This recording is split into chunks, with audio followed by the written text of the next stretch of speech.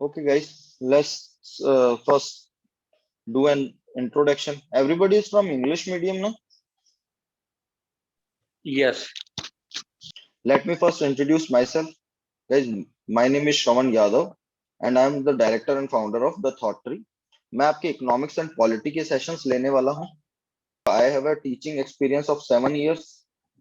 Past 5 years से मैं IAS के डिफरेंट इंस्टीट्यूट्स में दिल्ली वगैरह में एज अ टीचर वर्क कर रहा था.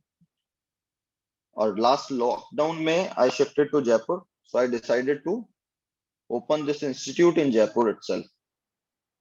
अदर देन दैट, मेरा मोटिव यहाँ पर स्टूडेंट्स को सिर्फ क्लासरूम टीचिंग देना नहीं है. I want to mentor the students because the problems which we faced when we were preparing for UPSC, the main most important problem was nobody was mentoring any student.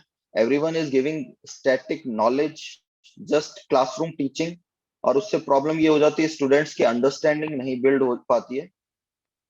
I have given interview 2 times and got selected in allied, but decided not to join because I kind of, you can say, I loved teaching. जब मैंने पढ़ाना start किया तो मुझे थोड़ा अच्छा लगने लग गया. तो होता है या तो आईएएस बनो या फिर वो चीज करो जो आपको पसंद हो, जिसमें आपको मजा आता हो. इसके अलावा let's first take the introduction. Vikas, tell me something about yourself. What is your educational background? Yeah. Hi, Shravan. As you are aware that my name is Vikas Kumar, and Yeah, I Vikas. basically belong from Jhunjhunu. Okay, you are It's from again, Jhunjhunu. Okay. yeah, it's an city nearby Jaipur. Okay. I did my graduation from Sikar itself, which is into Okay. BBA, and Okay. I did my MBA from IMT Ghaziabad from Okay. 2012. Post which I'm working with the corporate sectors from last Okay, 8 you years. are working right now. Yes, I'm working with right now, and it because of certain family issues, I have forced to work in the corporate domain because I didn't get sufficient time to study to get the preparation for IAS or this kind of competition exam. Because Okay. obviously economical things comes into the picture when family comes into the part as well. So it forced me Okay. to started working down as to get certain earnings to get your family with you. Okay Vikas, that's not a issue. सबको responsibilities अपनी निभानी पड़ती हैं life में, तो हाँ. It's no big deal. अपनी responsibility सबको निभानी पड़ती हैं. Ananya has joined us. Hi Ananya, am I audible to you? Just type yes if I am audible to you. Dhruv. Yes, sir. Dhruv, yeah, tell me something about yourself. What is your educational background? And one more thing, guys, just tell me, when did you start preparing for UPSC? अभी आपका initial stage है, अभी तक आपने कुछ पढ़ा है UPSC के बारे में, कुछ जानते हैं कि नहीं? नहीं Shravan. Okay No, Vikas, sir. बस यू हैव नो इतना आइडिया. जानते हैं बस इतना जानते हैं कि इसका जो पास रेट है is equivalent to chartered accountancy, though like less than 1%. And again it's one of the toughest. उसका रीजन है वो हम डिस्कस करेंगे अभी. इट्स नॉट लाइक कि कोई पास नहीं कर सकता, बहुत डिफिकल्ट है. But yeah hi RJ, I am audible to you RJ? Okay, Dhruv. Tell me something about yourself. Something what I asked you to tell me. Just tell me that. Yes, sir. I'm from Delhi and I've done my schooling from Riyan International School. And Okay, currently okay, I am pursuing law and I will okay. get You are graduated pursuing in law. this May or June itself. And Okay, I'm okay. Mhm. Which year? Law. Last year. I will get graduated in May or June. This May or June. Okay, this year you will be graduated. Okay, it's Yes. it's So I'm very good. targeting 22. हाँ, 22 के लिए आप लोगों को अब और अच्छा time मिल गया, बिकॉज अभी तो एग्जाम पोस्टपोन हो गया. हाँ जी. 2021 का अक्टूबर 10th को होने वाला है. So you हाँ जी. guys will get additional time also, तो बहुत अच्छा टाइम है अभी प्रिपरेशन स्टार्ट करने का अपने। RJ, am I audible to you?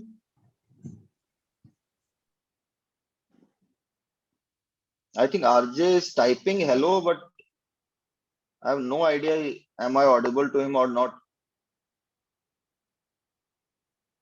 RJ, for what you are waiting?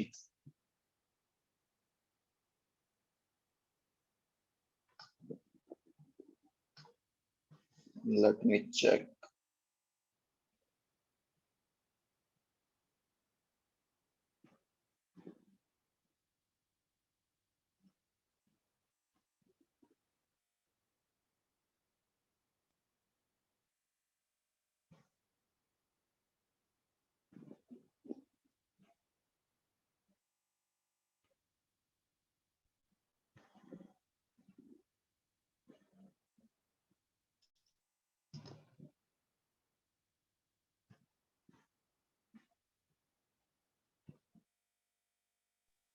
Sir, you must be audible and visible to everyone. Actually, okay. Dhruv, we have Yes, sir. talked to Dhruv now. Who's left? Okay, guys, let's start the session. Session start करते हैं. Before going further, let me tell you कि ये session जो है, this is not just a simple session. मैं आपसे सिर्फ बातें नहीं करने वाला हूँ. We will take the first class of our polity. तो पॉलिटी की हम फर्स्ट क्लास लेंगे इस सेशन में. Ananya, am I audible to you? Just type yes in the chat box guys, because now I am starting the session. Okay guys, so first we will discuss the exam pattern. Exam pattern होता क्या है, eligibility criteria क्या है. I will sum up it this part in just half an hour. उसके बाद हम आगे चलेंगे और क्लास को अपनी क्लास लेंगे. ठीक है guys, so this is not just going to be an introduction of IAS only, but also we will read something, we will understand, learn something in this class. Okay guys, so guys, this is name of our institution, the Thought Tree. नाम क्यों रखा गया the thought tree? Because everybody knows कि कुछ भी कोई invention होता है बड़ा, या कुछ भी ऐसा होता है, वो जर्मिनेट होता है एक थॉट से. कोई भी इन्वेंशन वर्ल्ड में हुआ है तो वो एक थॉट से जर्मिनेट हुआ है. आपके माइंड में भी यूपीएससी का थॉट आया होगा कि let's crack UPSC, let's become IAS officer. तो थॉट के बाद ही आपने प्रिपरेशन शुरू की, और जब आप बनेंगे तो वो उसका रीजन क्या होगा, वो एक थॉट. तो guys, this is the basic concept. Let me make you understand what is the exam pattern. UPSC exam जो होता है 3 स्टेज में होता है गाइस. क्या क्या 3 स्टेज है? First stage, second stage and third stage. First stage is preliminary examination. What do you understand by preliminary examination? This is a qualifying exam. It means you need to qualify this exam to appear in main exam, and then in personality test. So first आपके 2 paper होने वाले हैं. One is GS. GS का मतलब है general studies, and other one is CSET. I hope सबने सुना होगा गाइस इसका नाम दोनों का. Guys, there are not too many student in the class, so you guys can talk also. मतलब जब मैं पूछूं उसका आंसर कर सकते हैं आप. yes sir, सुना है सर. ठीक है, बिकॉज मैं चाहता हूं ये इंटरेक्टिव सेशन हो, ना कि ऐसा कि मैं बोलता जाऊं और आप सुनते जाएं. ठीक है guys, so GS will decide your cutoff. Cutoff means if you clear the cutoff, it means you are going to appear in mains. Otherwise आप मेंस में अपीयर नहीं हो रहे हैं अगर जीएस की कट ऑफ क्लियर नहीं करते. But why CSAT is so important? Because CSAT will decide कि आपकी जीएस की कॉपी चेक होगी कि नहीं, जो आपका पेपर है वो चेक भी होगा कि नहीं. So CSAT is just a qualifying exam. You need to get 66 marks in CSAT to make your copy be checked.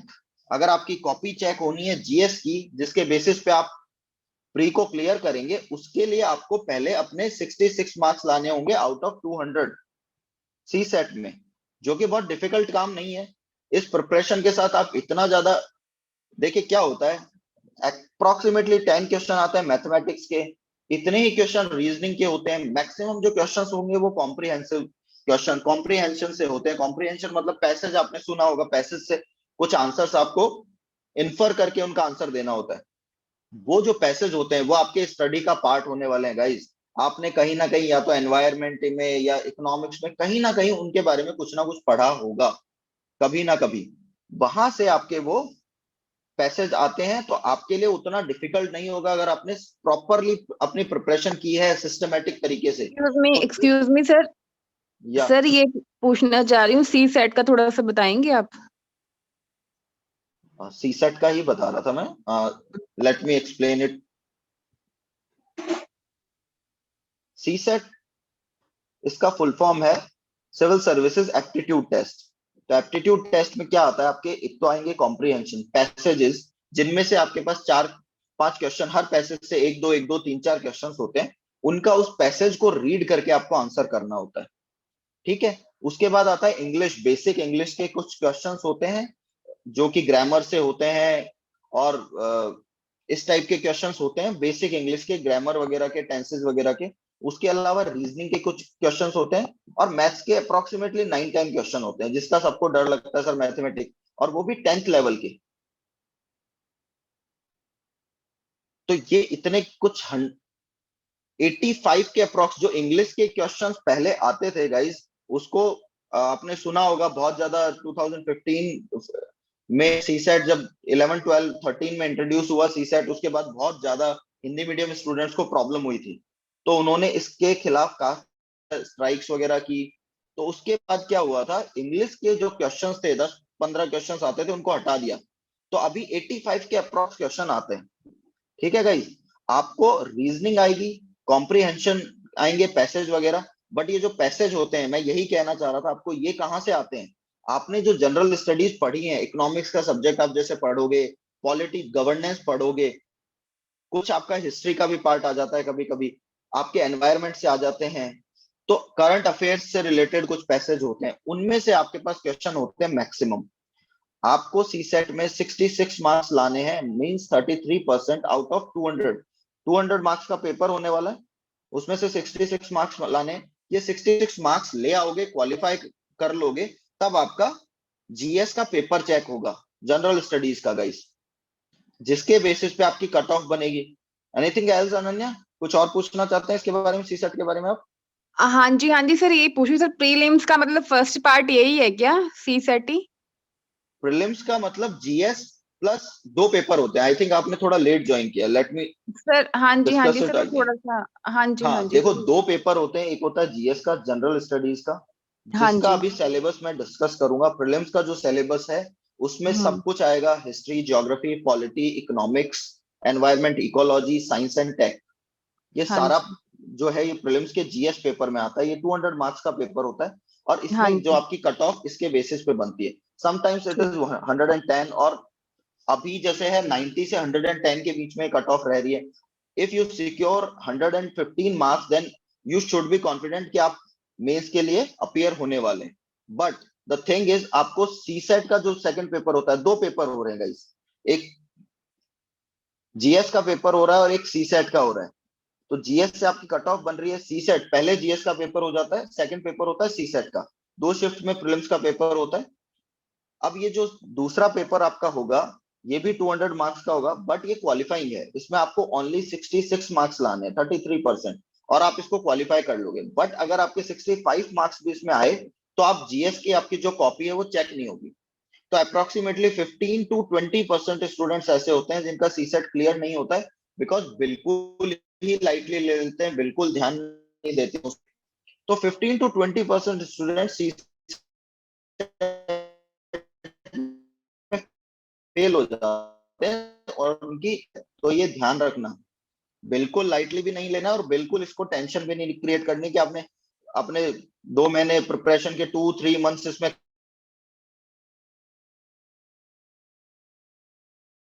कुछ ज्यादा है डर कि भाई मैथ्स भी आता है, मेरा थोड़ा सा कॉम्प्रिहेंशन कमजोर है। तो practice is for half an hour alternate days, पूरे साल प्रैक्टिस करो आधे घंटे ऑल्टरनेट डेज। मैं I should I guarantee you कि that you will get more than 120 marks in CSAT also. बहुत easy पेपर होता है guys, इतना difficult नहीं होता है. सर ये सेम डे होते हैं प्रीलिम्स के दोनों एग्जाम? सेम डे होंगे. मॉर्निंग शिफ्ट में जीएस का पेपर होता है, देन नून शिफ्ट होती है 9 to, हाँ तो बीच में 2 hours का गैप होता है दोनों पेपर के. सर नेगेटिव मार्किंग भी होती है? बिल्कुल, दोनों में नेगेटिव मार्किंग है गाइस. आपको 3 क्वेश्चन ठीक हो, आपके 3 क्वेश्चन गलत होते हैं, उसका मतलब एक जो आपने सही क्वेश्चन गया है वो नेगेटिव हो जाएगा, मतलब 1/3 नेगेटिव मार्किंग है गाइस.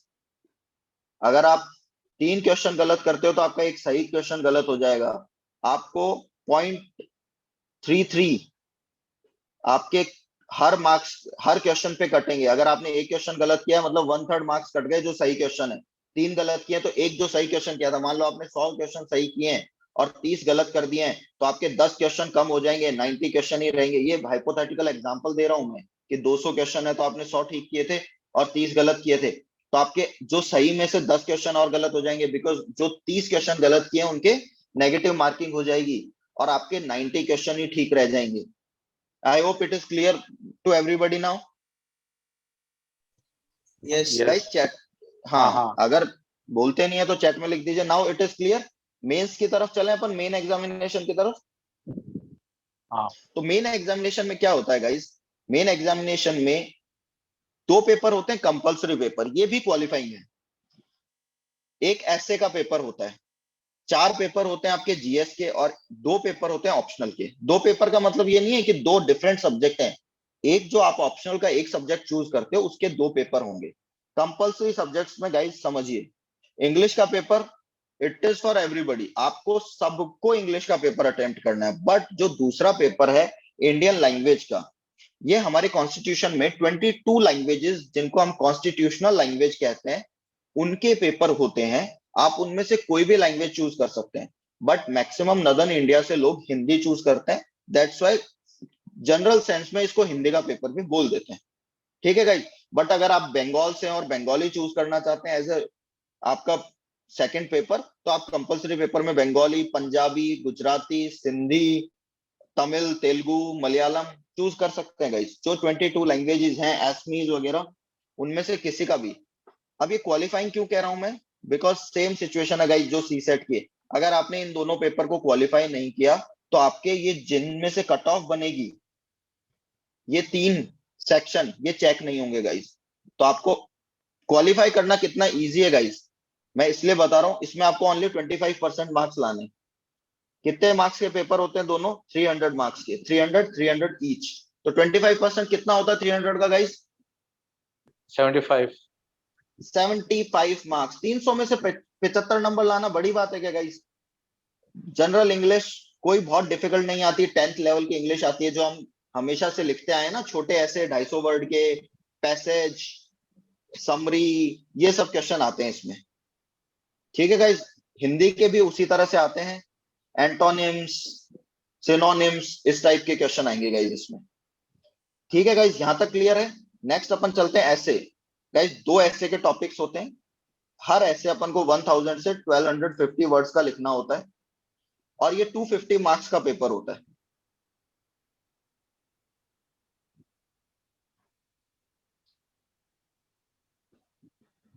देखिए गाइस, ऐसे का जो पेपर है वो 250 मार्क्स का है. 2 टॉपिक्स हैं. 1 टॉपिक जो होता है वो फिलोसॉफिकल ऐसे आता है. फिलोसॉफिकल ऐसे का मतलब कि किसी की आइडियोलॉजी, मार्क्स एंड गांधी की आइडियोलॉजी में क्या डिफरेंशिएशन है और क्या सिमिलैरिटीज हैं, कुछ ऐसा क्वेश्चन आ सकता है. कोई कोट आ सकता है किसी बड़े लीडर का, गांधी जी का या फिर किसी का भी, जो आपको मतलब सोचने को मजबूर कर दे, वो वाला. दूसरा होता है करंट अफेयर्स का कुछ टॉपिक. सो गाइज ऐसा नहीं है कि ये सेम तरह से आएंगे, आपके पास ऑप्शंस होते हैं. 2 आपको टॉपिक चूज करने होते हैं. टोटल 5 टॉपिक्स आपको दिए जाते हैं, उनमें से 2 टॉपिक आप चूज करते हैं और 2 टॉपिक पे आप ऐसे लिखते हैं. ये 250 मार्क्स आपके बहुत क्रूशियल होते हैं, बिकॉज अगर आप ऐसे में 135 और 140 मार्क्स गेन कर लेते हो तो that is going to help you a lot in getting a good rank, securing a good rank. Guys rank क्यों इंपॉर्टेंट है वो भी हम डिस्कस करेंगे। Let me tell you guys, 24 jobs हैं जिनके लिए आप इस आईएएस के एग्जाम से फाइट करने वाले हो। इस एग्जाम में एक जॉब नहीं है सिर्फ। इंडियन एडमिनिस्ट्रेटिव सर्विसेज का मतलब ये नहीं कि आप कलेक्टर बनोगे या आईपीएस बनोगे या आईआरएस बनोगे। Postal services, railway services, defence services, हर जगह पे 24 post, CAG, controller and auditor general of India, इन सभी डिपार्टमेंट्स में 24 डिपार्टमेंट्स में जॉब लगती है। वो डिपेंड करता है आपकी रैंक पे। अगर आपकी रैंक टॉप 100 में है तो there are very good chances कि आपको आपकी प्रायोरिटी के बेसिस पे, आपको जब आप डीएफ भरते हो अपना प्री के बाद मेंस, और उसके बाद मेन क्लियर होने के बाद इंटरव्यू का जो डेफ होता है, डिटेल्ड इंफॉर्मेशन फॉर्म होता है आपका, वो आप जब फिल करते हैं तो उसमें आपको प्रायोरिटी फिल करनी होती है कि आपकी फर्स्ट प्रायोरिटी क्या है, आईएएस है, आईपीएस है, आईआरएस है। वो आपको अपने प्रायोरिटी के बेसिस पे ये इन जॉब्स का डिस्क्रिप्शन डालना होता है कि आप किस जॉब को ज्वाइन करना चाहते हो सिलेक्शन के बाद। बट आपको मिलती किस बेसिस पे, आपके रैंक की बेसिस पे। टॉप 100 में तो there is a good chance कि आपको आईएएस मिल जाए। 200 टॉप 200 में आईपीएस आईआरएस इजीली कवर हो जाता है, इंडियन फॉरेन सर्विसेज कवर हो जाता है। ठीक है गाइस, तो हमको टारगेट जो करना है टॉप 200 नहीं, टॉप 10 नहीं, फर्स्ट। अब आप कहोगे सर हर कोई फर्स्ट टारगेट करेगा तो फर्स्ट तो एक ही बंदा आता है, बट टारगेट तो करना ही पड़ेगा। एग्जाम इतना डिफिकल्ट नहीं है गाइस जितना डिफिकल्ट इसको सोच के जो डर और पैनिक बनता है लोगों के मन में। क्या होता है गाइस, हमको तो एक पोस्ट चाहिए ना, वैकेंसी चाहे 100 हो चाहे 1000 हो, क्या फर्क पड़ता है। हम तो एक पोस्ट के लिए फाइट कर रहे हैं, तो हमको ताकत अपनी उस एक पोस्ट के लिए लगानी है। ठीक है गाइस, यहां तक क्लियर है, ऐसे का क्लियर हो गया। नेक्स्ट है पेपर 1। पेपर 1 का एक्सक्यूज मी मतलब सर। है, सर या ये अनन्या, पूछना चाहती हूँ आपसे कि जो ऐसे आपने बताया है सर, वो जैसे हम लोग अपनी लैंग्वेज में लिख सकते हैं ना उसको? आपकी लैंग्वेज में मतलब जैसे आपने जो मतलब मीडियम चूज नहीं करोगे, हिंदी नहीं या इंग्लिश। अच्छा, सर, मैं एकेडमिक ये लैंग्वेज नहीं देखो कह क्या रही हूँ। होता है, मैं, हाँ, लेट मी क्लियर हाँ, यू दैट थिंग आल्सो। क्या होता है, when you study for 1 and 1.5 year, तो आपकी जो लैंग्वेज है, जो एकेडमिक लैंग्वेज होनी चाहिए, जो आईएएस में, ऐसा नहीं है कि आपको बिल्कुल रट रट के लिखना है। ऑब्वियसली आपको अपनी लैंग्वेज में लिखना है, ऑब्वियसली आपको जो आप बेस्ट कर सकते हो उस तरह से करना है। क्या है कि कोई क्वेश्चन है, अब क्या होता है मेंस में जो क्वेश्चन आते हैं वो आते हैं 200 और 250 वर्ड्स में लिखने के लिए। 10 मार्कर क्वेश्चन होते हैं, 15 मार्कर क्वेश्चन होते हैं, बट ऑप्शनल का वो थोड़ा डिफरेंट है। तो जो 10 मार्कर क्वेश्चन है वो 200 वर्ड्स में आपको लिखने होते हैं। तो आप उसमें जितना प्रिसाइजली लिख पाओगे, मतलब आपको बहुत डिटेल्ड नहीं लिखना, ब्रीफ आंसर लिखना है। क्वेश्चंस ऐसे नहीं होते कि बहुत इजीली आप उनको लिख पाओ, तो आपको बहुत ब्रीफली और बहुत प्रिसाइजली लिखना होता है, टू द पॉइंट लिखना होता है। तो पॉइंटर फॉर्म्स जैसे बहुत ज्यादा चल रहा है, पॉइंटर फॉर्म्स, डायग्राम्स बनाना, वो सारी चीजें इस कोर्स में मैं प्रैक्टिस करवाऊंगा आपको, कैसे डायग्राम्स बनाए जाएंगे। और विद टाइम जब आप किसी चीज को बार बार रीड करोगे, देखो टर्मिनोलॉजी जो होती है वो इंपॉर्टेंट है। टर्मिनोलॉजी से आप समझते हो क्या होता है, मतलब हर पेपर की, वर्डिंग। इकोनॉमिक्स की अपनी टर्मिनोलॉजी होगी, हिस्ट्री की अपनी टर्मिनोलॉजी होगी, पॉलिटी की अपनी। पॉलिटी में गवर्नेंस आ रहा है, इकोनॉमिक्स में जीडीपी आ रहा है, तो वो तो आपको याद रखना पड़ेगा। ठीक है, उन टर्म्स को आपको याद रखना पड़ेगा। हिस्ट्री के टर्म्स, आर्कियोलॉजिकल सर्वे अगर आपको डिस्कस करना है, या फिर किसी इंडस वैली सिविलाइजेशन में कुछ डिस्कस कर रहे हैं, तो उसकी जो टर्म्स है वो तो याद रखनी पड़ेगी। बट जो आपने बुक में याद किया है लैंग्वेज, वो लैंग्वेज जरूरी नहीं। लैंग्वेज जितनी इजी आप लिखोगे ना, मैं ये अपने स्टूडेंट्स को हमेशा कहता आया हूं कि कभी भी कोशिश मत करो कि मैं शशि थरूर बन जाऊं और इंग्लिश की शशि थरूर वाली लैंग्वेज वहां लिख के आऊं। वहां पर रिटायर्ड ऑफिसर्स बैठे होते हैं, या तो कॉलेज लेक्चरर्स या प्रोफेसर्स होते हैं जो कि बहुत एजेड होते हैं, बहुत रिटायर्ड होते हैं। वहां पे जब आप शो ऑफ करने की कोशिश करते हो ना, वो इरिटेट होते हैं गाइस। वहां आप जितना सिंपलिस्टिक तरीके से और जितना प्रिसाइजली लिखोगे, टू द पॉइंट बात करोगे, उतने अच्छे आपको मार्क्स देंगे वो लोग।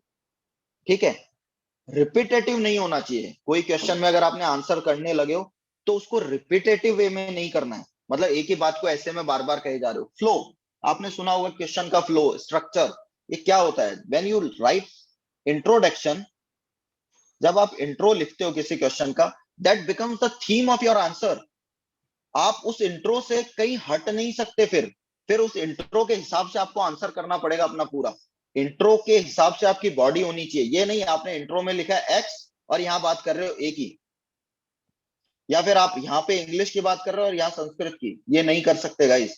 जो टॉपिक आपने समझा है उसके अलावा जो अंडरस्टैंडिंग ऑफ द क्वेश्चंस, ये जब हम मेंस का प्रॉपर तरीके से डिस्कशन करेंगे वहां ये सारी चीजें मैं आपसे डिस्कस करूंगा।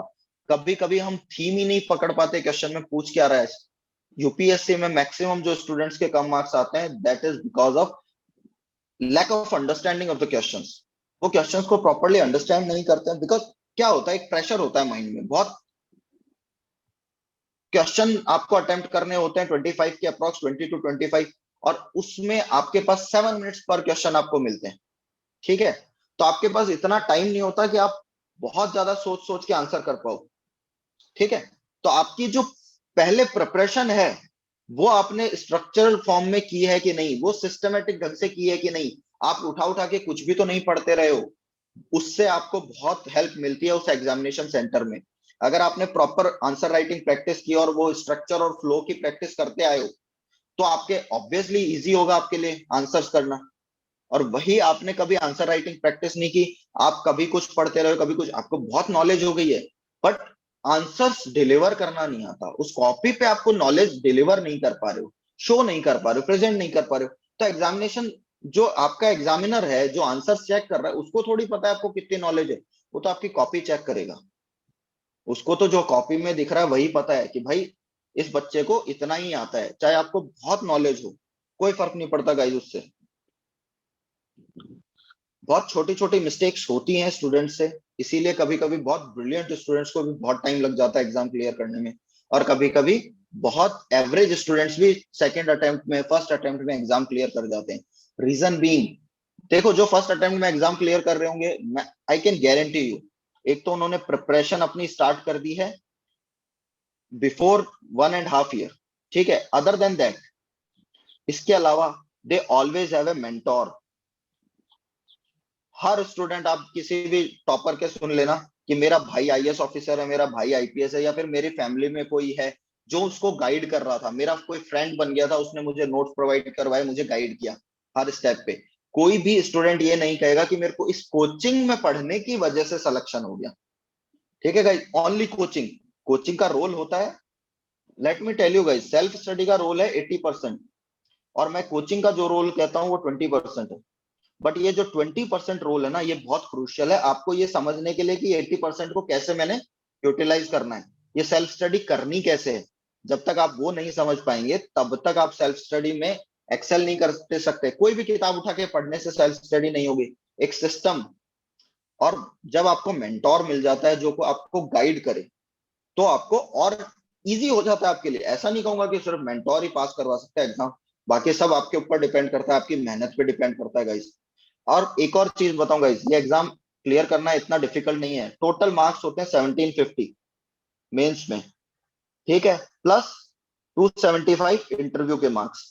आप अगर 50% मार्क्स सिक्योर कर लेते हो ना गाइस, तो आप इस एग्जाम के टॉपर होते हो। टॉप 10 में आप 101% हो, ओनली 50%। गौरव गौरव अग्रवाल नाम से 2014 में टॉपर थे, फर्स्ट रैंक, 32% मार्क्स थे गाइस उनके, फर्स्ट रैंकर के। सोचो, एक एग्जाम में 32-36% पे तो पास होते हैं हम, 32% पे टॉपर थे, 50% पे आप टॉपर हो जाते हो। मैं ये मैक्सिमम खींच के चल रहा हूँ बिकॉज कई बार ऑप्शनल के मार्क्स इधर उधर थोड़ा सा वो करते हैं आपको हैम्पर। तो गाइज यहां तक समझ आया। पेपर 1 में इंडियन हेरिटेज कल्चर मतलब हिस्ट्री एंड ज्योग्राफी का पार्ट आता है। पढ़ना लेट मी टेल यू, कैसे है सर, यही थोड़ा सा। क्या क्या कह रहे हैं अनन्या, यू वर नॉट हाँ जी क्लियर। सर, हाँ जी सर, मैं ये कह रही हूँ कि जैसे अभी आपने बताया कि सेल्फ स्टडी से ही मतलब कि आप क्लियर कर सकते हो, तो सर मैं वही कह रही कि यही समझ में नहीं आ रहा कि हमें मतलब क्या कलेक्ट क्या करना है, कैसे पढ़ना है, वही वही चीज सर तभी तो जानना मैंने कहा चाहती वो हूँ। 20% सेल्फ स्टडी का 80% रोल है गाइस, 20% कोचिंग का रोल है। सेल्फ स्टडी का रोल क्या है, अब जैसे मैंने आपको क्लास में पढ़ा दिया है ना, और आपने घर जाके उसको पढ़ा ही नहीं, आपने उसके नोट्स नहीं बनाए खुद से, आपने उसको प्रिसाइज थोड़ा सा शॉर्ट फॉर्म में करने की कोशिश नहीं की, तो आप क्लियर नहीं कर पाओगे। एग्जाम, आपने मेरा पढ़ा और घर जाके किताब को रख दी, ठीक है, तो आपका सिलेक्शन नहीं होगा, I can guarantee you that. But यहाँ 20% में हम आपको ये भी बताएंगे, हम यहाँ जो भी कोचिंग होता है, जैसा सबका अपना अपना तरीका होता है guys, I can talk about myself only. So हम आपको वो बताएंगे कि कौन सी बुक्स आपको पढ़नी है, बिकॉज कई बार क्या होता है, स्टूडेंट बहुत सारी किताबें पढ़ता रह जाता है और आउटपुट नहीं आ जाता। हमको रिटेन करनी है चीजें, और best way to retain anything is to revise. हमको हर चीज को रिवाइज करना होगा, एक सिलेबस के अकॉर्डिंग काम करना होगा, एक शेड्यूल बनाना होगा, एक टाइम टेबल को फॉलो करना होगा, और उसमें आपको ये बुक्स बताई जाएंगी कौन सी है। रेगुलर आपकी आंसर राइटिंग प्रैक्टिस होनी चाहिए। जब आपको 3 महीने प्रिपरेशन करते हुए हो जाए, आपकी थोड़ी अंडरस्टैंडिंग बिल्ड होने लग जाए, वहां से आई मस्ट से कि वहां से आप आंसर राइटिंग प्रैक्टिस शुरू कर दें। अपने ऑप्शनल को साथ में लेकर चलना है प्रिपरेशन में, ये नहीं सोचना कि प्री हो जाएगा, अगर क्लियर होगा तो मैं ऑप्शनल की प्रिपरेशन कर लूंगा। ठीक है गाइज, ये सारी चीजें, ऑप्शनल को कैसे पढ़ना है, पेपर 1 को, हर पेपर की अपनी डिमांड है गाइज, और ये एग्जाम जो है ये आपकी मेच्योरिटी को डिस्कस करता है गाइज। आपकी जो ट्रेनिंग है ना आईएएस की, आईएएस में सिलेक्शन होने के बाद 2 साल की ट्रेनिंग है, बट आपकी ट्रेनिंग स्टार्ट हो जाती है आपकी प्रिपरेशन से। वाई, कितना लेंदी पेपर लेने की जरूरत क्या है? कुछ तो यूपीएससी सोचता होगा, पागल तो है नहीं कि भाई इतना लेंदी पेपर हम ले रहे हैं, बच्चों को आएगा कि नहीं आएगा, कुछ तो सोचता होगा ना। बिकॉज ऑफिसर्स की क्वालिटी आप में अभी से, परसिस्टेंस, परसिवरेंस, आप में डेडिकेशन, आपके डिसिप्लिन, ये सब अभी से बनना स्टार्ट हो गया गाइज। जिस दिन आपने सोचा है मैंने प्रिपरेशन करनी है, वहां से आप आईएएस की ट्रेनिंग, अपनी ट्रेनिंग स्टार्ट मान लो, यहां से आपकी ट्रेनिंग शुरू हो गई है। अभी अपन और देखेंगे थोड़ी चीजें। अब पेपर 1 मेडिवल नहीं आता है, इसमें आर्ट एंड कल्चर है, मॉडर्न इंडिया है, ज्योग्राफी है, वर्ल्ड ज्योग्राफी है, सोसाइटी का कुछ पार्ट आता है, ये मैं बहुत डिटेल में डिस्कस करूंगा सिलेबस में। पेपर 2 जो है governance, constitution, polity, social justice, international relations का पेपर है, ये सब 250 मार्क्स के पेपर है चारों। Paper 3 economics, science and tech, environment, ecology, and paper 4 guys, this is very important, again this is very important, paper 4 है एथिक्स का paper. क्या समझते हैं आप एथिक्स से? ये पूरा पेपर है एथिक्स, इंटीग्रिटी एंड एप्टीट्यूड का। इस पेपर में अगर आप इस पेपर को 1 और 1.5 मंथ देते हो, तो आई कैन गारंटी यू आप 130 प्लस मार्क्स सिक्योर कर सकते हो। बट आपको बहुत ढंग से पढ़ना होगा। इस पेपर में जो क्वेश्चंस आते हैं वो ऐसे होते हैं कि आप आज भी उनको, आपको लगेगा कि मैं आंसर कर सकता हूं, बिकॉज केस स्टडीज होती हैं, आपसे डिस्कस की जाती है कुछ सिचुएशन। जैसे कि मैं कुछ सिचुएशन ले लेता हूं कि आप डीएम है किसी डिस्ट्रिक्ट के, मान लीजिए आप अपने अपने जहां पे भी आप लोग हैं वहां के डीएम है, ठीक है गाइज, तो आपको एक रोड बनानी है, यहाँ पे रोड का कंस्ट्रक्शन होना है कहीं पे, बट यहाँ पे मंदिर है बीच में। अब लोगों का उस मंदिर पे बहुत आस्था है, तो आप उस रोड को भी नहीं चेंज कर सकते, उसकी डायरेक्शन भी, और मंदिर को आपको हटाना पड़ेगा, उसको रिलोकेट करना पड़ेगा। तो आप कैसे उस सिचुएशन को हैंडल करोगे, कुछ इस तरह के क्वेश्चन आते हैं, ये हम डिटेल में डिस्कस करेंगे।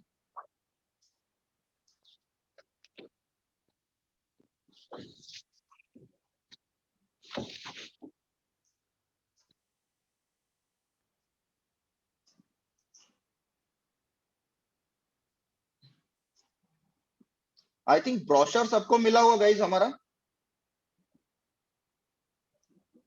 नहीं। No, sir. चलो अभी अपन देख लेते हैं आईएएस फाउंडेशन कोर्स, आईएएस का सिलेबस। ये हमारी वेबसाइट है गाइज, thethoughttree.com। आप जाएंगे, आपको यहाँ पर सारे रिसोर्सेज मिल जाएंगे। यूपीएससी सिलेबस आपको चाहिए, कहीं नहीं मिल रहा है तो प्रॉपर तरीके से बनाया हुआ है। आपके paper, number of paper compulsory कितने हैं, ऑब्जेक्टिव टाइप कितने क्वेश्चन आते हैं, 400 मार्क्स का पेपर होता है, 200 ईच पेपर, 2 आवर्स का पेपर होता है, 20 minute extra time blind candidates को मिलता है, लोकोमोटर डिसेबिलिटी, ये सारा डिटेल में हमने प्रॉपर तरीके से बना रखा है। This is pre syllabus, current events of national and international importance guys, सबको दिख रहा है ना स्क्रीन पे अपने? हाँ हाँ सर, ठीक है गाइज, 100 क्वेश्चंस आते हैं, 200 मार्क्स के हैं, मतलब कि 2 मार्क्स ईच क्वेश्चन। ठीक है guys, history of India, Indian national movement, मतलब ये हिस्ट्री हो गया, ये ज्योग्राफी हो गया, ये पॉलिटी हो गया, इकोनॉमिक्स हो गया, general issues on environment, ecology, biodiversity. अब गाइस क्या हुआ, ये एनवायरमेंट इकोलॉजी की इंपॉर्टेंस इतनी क्यों हो गई? बिकॉज प्री जो होता है आईएएस और आईएफएस, आईएफएस का मतलब है Indian foreign service, forest services guys, forest service का प्रीलिम्स भी इसी पेपर में होता है, मतलब सेम पेपर होता है फॉरेस्ट सर्विसेज के लिए भी। आप इसी फॉर्म से फॉरेस्ट सर्विस के लिए अप्लाई कर सकते हो, बट उसमें कुछ कंडीशंस है कि आपके पास ग्रेजुएशन में जूलॉजी, बॉटनी या फिर कुछ ऐसे सब्जेक्ट, बायोलॉजी जैसे सब्जेक्ट होने चाहिए। तो इस पेपर में क्या होता है गाइस,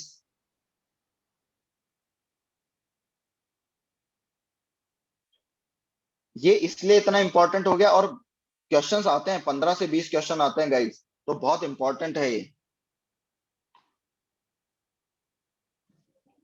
ठीक है गाइस, जनरल साइंस आता है, मतलब बहुत कम लेवल का आता है। साइंस में हम सिर्फ और सिर्फ साइंस एंड टेक पढ़ते हैं, बिकॉज सारे के सारे करंट अफेयर रिलेटेड क्वेश्चन आते हैं। जैसे कोई मिसाइल लॉन्च हुई है तो उसके बारे में, कोई आपके सैटेलाइट लॉन्च हुआ है तो उसके बारे में, कोई नई मिसाइल बनाई है या फिर कोई नई टेक्नोलॉजी आई है न्यूक्लियर पावर प्लांट्स के लिए, इस तरह के क्वेश्चन ज्यादा आते हैं। बायोटेक्नोलॉजी के क्वेश्चन, नैनो टेक्नोलॉजी के क्वेश्चन, रोबोटिक्स के, आर्टिफिशियल इंटेलिजेंस के, ये क्वेश्चन ज्यादा आते हैं।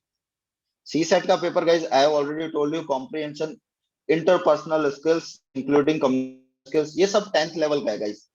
Basic numeracy 10th level, general mental ability, decision making, problem solving, logical reasoning and analytical ability, ये क्वेश्चन 80 के अप्रोक्सीमेशन होते हैं, 80-85 कुछ हो जाता है थोड़ा बहुत ऊपर नीचे, वही 33% मार्क्स। ये सब डिस्कस कर लिया मैंने आपसे, ठीक है। सर ये भी सर ये ऑप्शनल ही होगा सर, ये सी सेट का जो एग्जाम है ये भी ऑप्शनल ही होता है क्या सर? ये नहीं नहीं नहीं, ये ऑप्शनल नहीं होता, ये कंपलसरी है सबके लिए, सबको देना ही पड़ता है। मैंने क्या कहा, इसको नहीं, क्वालिफाई मेरा नहीं मतलब सर, करोगे तो आपकी। नहीं नहीं सर, हाँ जी हाँ जी, क्या कह रहे हैं बताइए।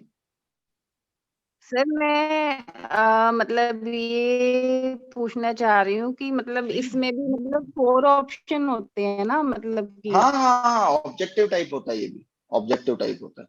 आप 1 2 3 चॉइसेस के बेस पे ऑब्जेक्ट, हाँ क्वेश्चन हाँ आते सर, हैं, वही पूछ ऑब्जेक्टिव रहे हैं टाइप ना। होता है हाँ ना। हाँ हाँ हाँ, वही होता है ये। हाँ ये जी हाँ दोनों जी ही हाँ पेपर ऑब्जेक्टिव हैं, पेपर प्रीलिम्स ऑब्जेक्टिव पूरा टाइप, ऑब्जेक्टिव ठीक है। सब्जेक्टिव जो ठीक है है, ये वो यहाँ से शुरू होता है, मेन से, ठीक है। आईएएस में से, ठीक है हाँ, ठीक है। मेन में आपका सब्जेक्टिव एग्जाम होता है, यहाँ आपको लिखना होता है। 1750 मेन एग्जाम के मार्क्स होते हैं, इसकी कट ऑफ जब आप क्लियर करते हो तो इंटरव्यू में जाते हो, वहां 275 मार्क्स का इंटरव्यू होता है, और टोटल एग्जाम के नंबर हो गए 2025 225। तो गाइज ये डिटेल सिलेबस है, आप देख सकते हो। हालांकि मैंने मैक्सिमम आपसे डिस्कस कर लिया है। इस वेबसाइट पे आपको गाइज और भी, जब हमारे ब्लॉग्स में आप जाओगे तो यहाँ पे आपको लाइफ ऑफ आईएएस ऑफिसर कैसी होती है, एनसीईआरटी बुक्स जो यूपीएससी प्रिपरेशन के लिए आपको पढ़नी चाहिए, न्यूज़पेपर को कैसे रीड करना है, ये खुद सब आर्टिकल्स लिखे हुए हैं हमारे खुद के, जो हमने अपनी वेबसाइट पे डाले हैं। यूपीएससी प्रिपरेशन टिप्स, या आप हिस्ट्री की कौन सी बुक्स पढ़नी है, ऐसे बहुत सारे ब्लॉग्स हैं जिनको आप पढ़ सकते हो फॉर फर्दर एनरिचमेंट। ठीक है गाइस, यहां तक समझ आ गया आपको guys? Yes, let sir. Me show you some pictures.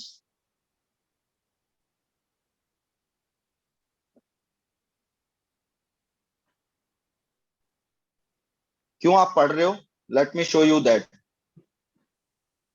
Guys, LBSNAA की फोटो दिख रही है? हाँ ये सब लबासना की फोटो है गाइस। ये आपका ऐसा, जहाँ ट्रेनिंग होती है, लबासना का मतलब है Lal Bahadur Shastri national academy for administrative services, ठीक है गाइस। तो ये आपका हॉस्टल है, जिस एकेडमी में आप रह के पढ़ाई करोगे। बहुत ब्यूटीफुल जगह है। This is your hostel, Mussoorie में है ये, यहाँ आपकी ट्रेनिंग होगी। प्लस ये मेन गेट है गाइस, आपको ये लिखा हुआ दिख रहा है, शीलम परम भूषणम। This is motto of IAS, this is motto of LBSNAA. इसका क्या मतलब है गाइस, किसी को पता है शीलम परम भूषणम का क्या मतलब होता है? No any idea? Ananya, Vikas, नहीं ध्रुव? आइडिया है। No sir. No idea.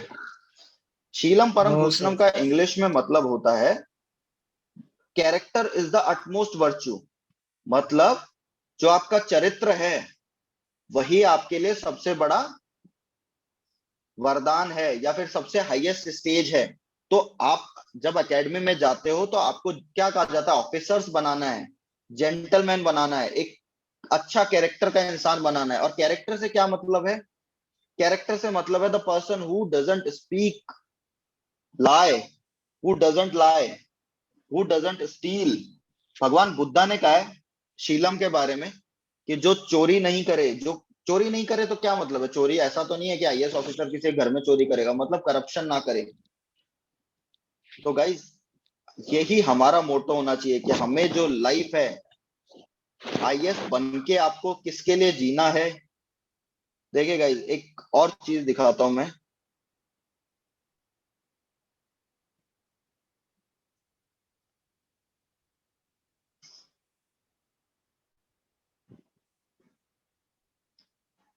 This is guys, ये हमारे जो देश है उसमें 65% जनता गांव में रहती है, ऑल यू नो दिस।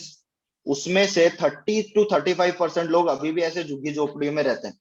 तो ये जो डाउन ट्रोडन सोसाइटी है, this is the reason why we are studying, why we are becoming IAS officer. ऐसा नहीं है सिर्फ और सिर्फ पावर के लिए बन रहे कि हम इन लोगों के लिए कुछ कर सकें। गाइस देखो पैसा तो आईएएस बनने के बाद आपके पास वैसे ही आ जाएगा, सैलरी आपकी इतनी होगी कि आपको जरूरत नहीं पड़ेगी किसी चीज की, ठीक है, बट आपके पास वो पावर होगी कि आप इन लोगों के लिए कुछ कर पाएंगे।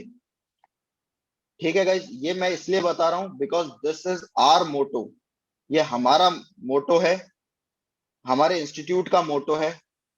We why we are doing this, क्यों हम ये आईएएस की क्लासेस वगैरह ले रहे हैं स्टूडेंट्स को, ओनली हमारा पैसा कमाना मोटो नहीं है।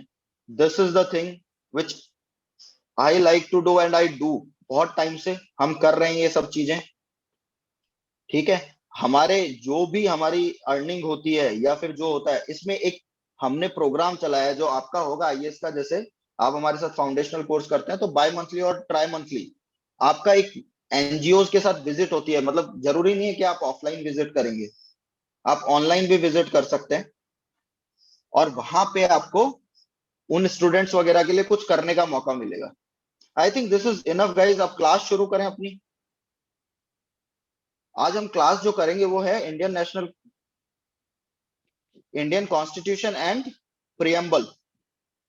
ठीक है गाइस, सबने सुना है व्हाट इज कॉन्स्टिट्यूशन?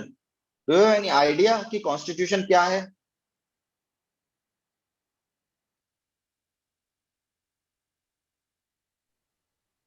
अनन्या, हाँ विकास। जी सर, कॉन्स्टिट्यूशन वही सर जो सर जिसके बिहाफ पे हमारी पूरी मतलब कंट्री चल रही है, rule regulations laws.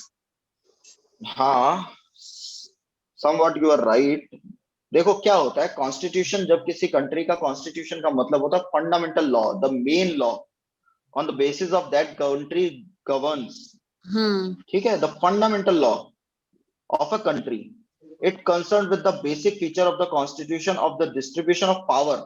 Fundamental law के साथ साथ क्या क्या जो तीन ऑर्गन्स होते हैं, हर स्टेट के तीन ऑर्गन्स होते हैं, legislature, executive and judiciary. Legislature का काम होता है to legislate, to make laws. Executive का काम होता है टू एग्जीक्यूट दोज लॉज जो लेजिस्लेचर ने बनाए हैं। तो यहाँ पे लेजिस्लेचर क्या है? पार्लियामेंट।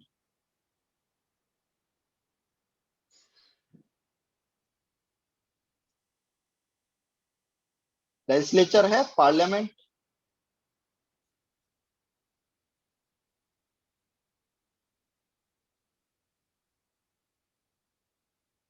ये आपको स्क्रीन पे दिख रही है?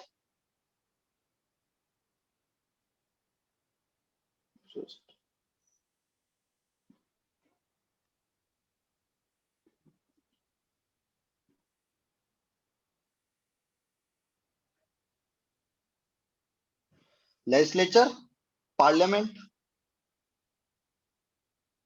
Executive, ministers, and judiciary, as I think everybody knows, जजेस। ठीक है गाइस, तो कॉन्स्टिट्यूशन क्या है? एक तरह से it connects all these organs of the state, इनका रिलेशनशिप बिल्ड करता है, एंड एडिशनली जो सिटीजन्स हैं उनका स्टेट के साथ relationship, the fundamental human rights and the relationship between the citizen and state, it ensures fundamental human rights and build relationship between citizen and state. Constitution of a country lays down the political structure of the political system. अब ये political system क्या होता है guys? Political system का simple meaning है guys, ये जो तीनों है, how does they work? अलग अलग पॉलिटिकल सिस्टम होता है गाइस. कहीं पे कॉन्स्टिट्यूशनल प्रेसिडेंशियल डेमोक्रेसी है, कहीं पार्लियामेंट्री डेमोक्रेसी है. Just a second guys, I think students enter नहीं कर पा रहे हैं.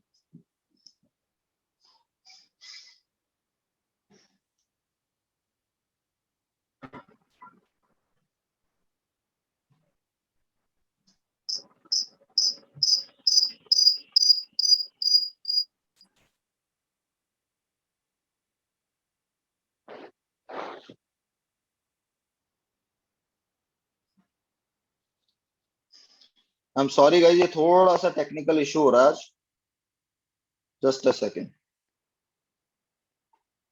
हाँ गाइस, पॉलिटिकल सिस्टम क्या है, किस सिस्टम से गवर्नमेंट चलेगी, मतलब इन तीनों का रिलेशन किस बेसिक कैसे कैसे होगा, लेजिस्लेचर, एग्जीक्यूटिव एंड जुडिशरी का रिलेशन कैसा होगा, ये तीनों एक दूसरे से सेपरेट होंगे कंप्लीटली और इंटरग्रेटेड होंगे, या फिर पार्लियामेंट्री सिस्टम ऑफ गवर्नमेंट होगी, या फिर प्रेसिडेंशियल सिस्टम ऑफ गवर्नमेंट होगा.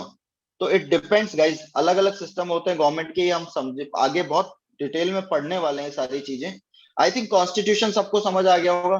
Constitution is a fundamental law of land which connects all the three state organs to each other, and it connects state and its people, its citizen. Constitutionalism क्या होता है guys? अब constitution तो हमको समझ आ गया कि कॉन्स्टिट्यूशन ये होता है. When we talk about constitutionalism, it means a limited government. Limited का क्या मतलब है? Where the rule of law exist, prevails. Rule of law जहां प्रिवेल करेगा. इससे क्या मतलब है? देखिए क्या होता है, पहले मोनार्की होती थी. मोनार्की का मतलब एक किंग होता था एंड उसका डेस्पोटिक रूल होता था, मतलब उसने जो बोल दिया कि इसका किसी ने चोरी की है तो उसके हाथ काट दो, किसी ने कुछ और किया है तो उसको ऐसे कर दो. तो राजा का राज चलता था. बट अभी कॉन्स्टिट्यूशन के बेसिस पे सब कुछ डिसाइड होता है. कॉन्स्टिट्यूशन ये पावर्स नहीं देता गवर्नमेंट को कि वो अपनी मनमर्जी चला सके. प्लस रिस्पॉन्सिबल गवर्नमेंट होती है किसके towards? Responsible to its people, because we choose our government. तो मोस्ट पावरफुल जो है वो सिटीजन्स होते हैं एक स्टेट में. ठीक है गाइस, कॉन्स्टिट्यूशनलिज्म का मतलब इतना ही है. पॉलिटी गवर्न बाय और under a constitution is a limited government और रूल ऑफ लॉ. तो कॉन्स्टिट्यूशनल गवर्नमेंट डेमोक्रेटिक गवर्नमेंट होती है. डेमोक्रेसी का मतलब क्या है guys? I think this you might know. एक बचपन में हम डेफिनेशन पढ़ते आए हैं हमेशा, जो यहाँ नहीं लिखी हुई है. मैं वो डेफिनेशन जानना चाहता हूँ, क्या आप लोगों ने किसी ने सुनी है उसको? हाँ सर. क्या है बताइए अनन्या. सर डेमोक्रेसी सर ये कि for the people, to the people and by the people. बिल्कुल सही, मैं यही सुनना चाहता था. ये डेफिनेशन सबने सुनी है? Vikas, am I audible to you? हाँ, सुनी है आपने भी ये डेमोक्रेसी की डेफिनेशन, लोकतंत्र की? ये सुनी तो है लेकिन बचपन में हमने बहुत छोटे थे तब पढ़ी है ये चीजें, है ना? इसका मतलब क्या है एक्चुअली? मैं आपको बताता हूँ. डेमोक्रेसी उसका मतलब सेम है, वही मतलब है कि लोग खुद पे राज करते हैं, खुद अपना राज खुद चुनते हैं और खुद पे राज करते हैं. यही कहने का मतलब है. अब डेमोक्रेसी जो है एक ग्रीक वर्ड है. डेमोस एंड क्राटोस दो डिफरेंट वर्ड्स हैं, उनसे को मिला के बनाया गया डेमोक्रेसी. डेमोस का मतलब होता है द पीपल एंड क्राटोस का मतलब गवर्नमेंट और रूल. तो गवर्नमेंट बाय द पीपल. ठीक है गाइस, अब ये क्या होता है? This is against monarchy and dictatorship. Monarchy and dictatorship, as I have already told you, monarchy and dictatorship का मतलब सेम है. मोनार्क, बट ये नहीं है कि डिक्टेटर, हर मोनार्क डिक्टेटर होगा या फिर हर डिक्टेटर जो है वो मोनार्क होगा. कब आजकल क्या होता है, जैसे आपने काफी सुना होगा, म्यांमार का भी अभी हुआ था कि वहां पे मिलिट्री कूप हुआ. मिलिट्री कूप मतलब मिलिट्री ने वहां की जो डेमोक्रेटिक गवर्नमेंट थी उसको ओवरथ्रो किया और सारी पावर अपने हाथ में ले ली.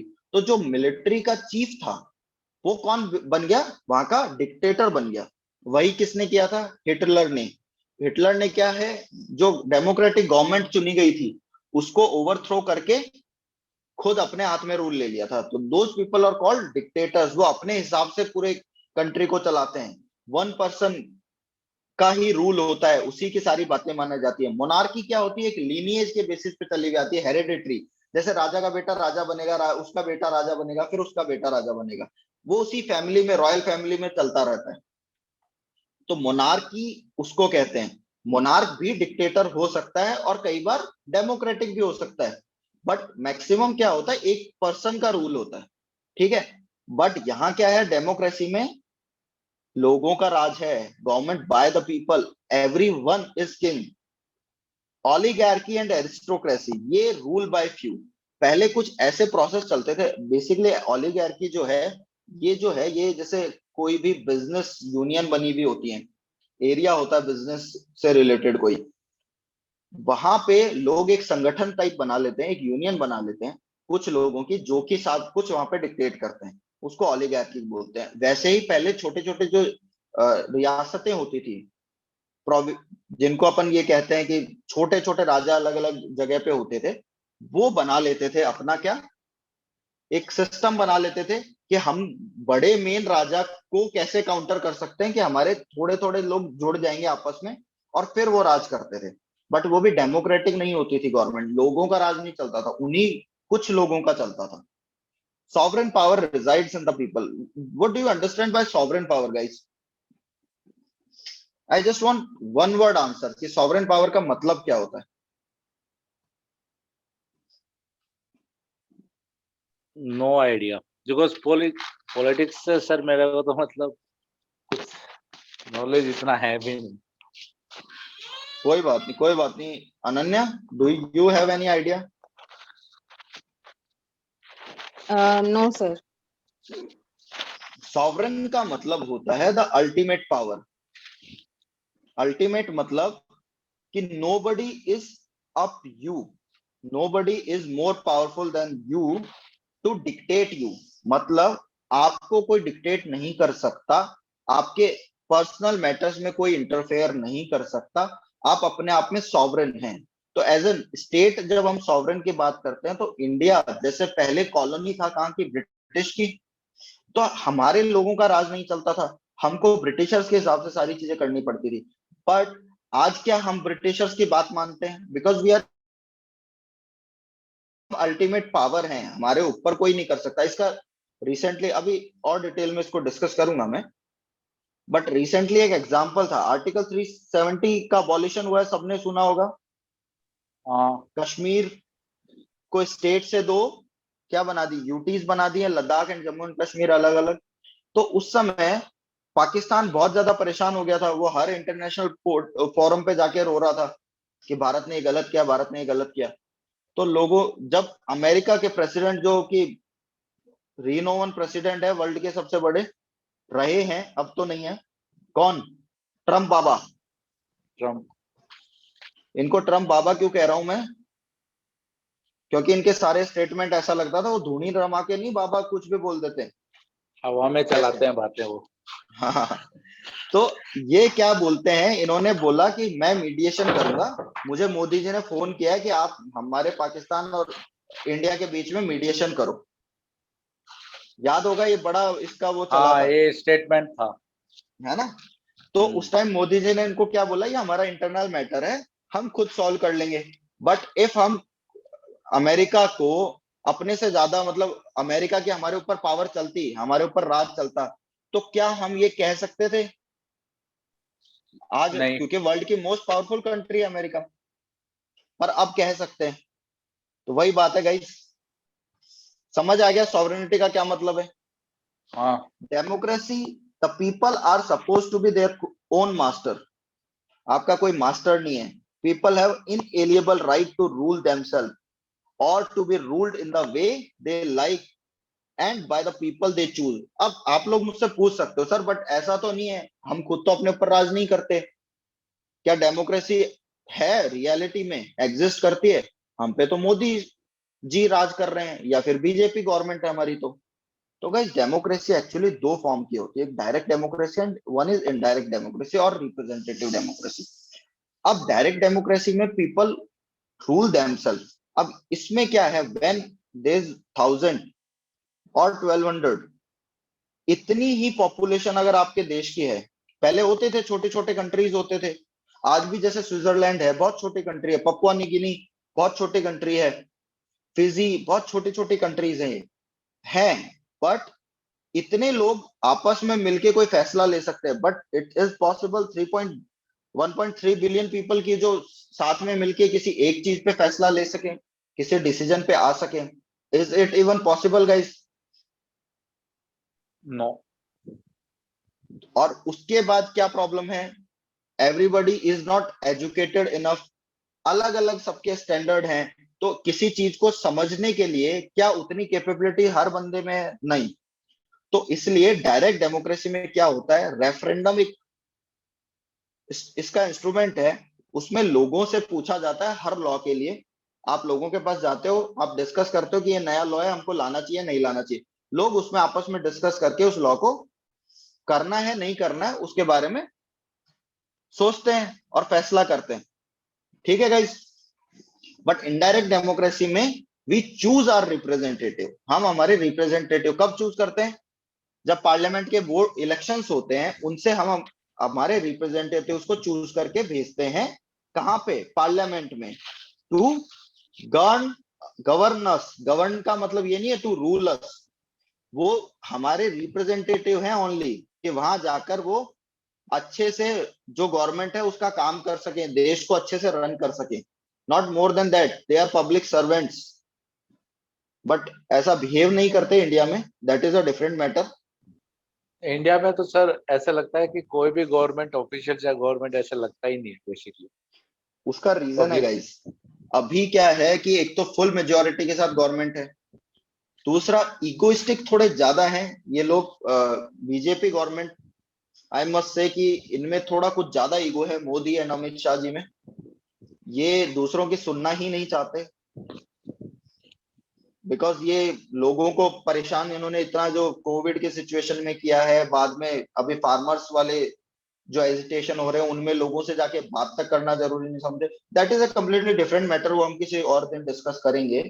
बहुत सारी चीजें, अलग अलग विचारधाराएं हैं, किसी को कुछ अच्छा लगता है, किसी को कुछ अच्छा लगता है गाइस, तो that is completely different matter, उसका हमारे इस एग्जाम से कोई लेना देना नहीं है गाइस, ये ध्यान रखना।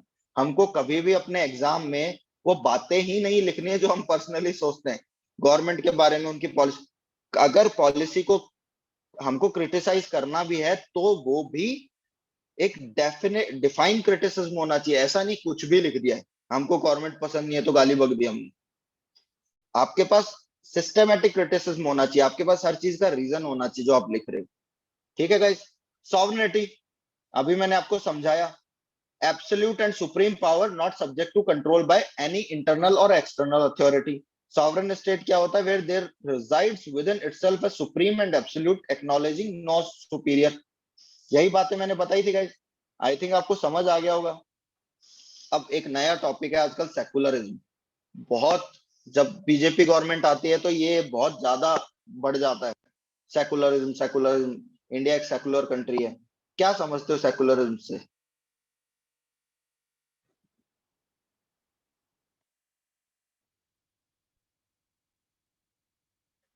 सुना है कभी वर्ड, सुना है सेकुलरिज्म आपने? वर्ड सुना है। अनन्या, आपने सुना है वर्ड? हाँ जी सर सुना है। कुछ आइडिया है सेकुलरिज्म क्या होता है? मतलब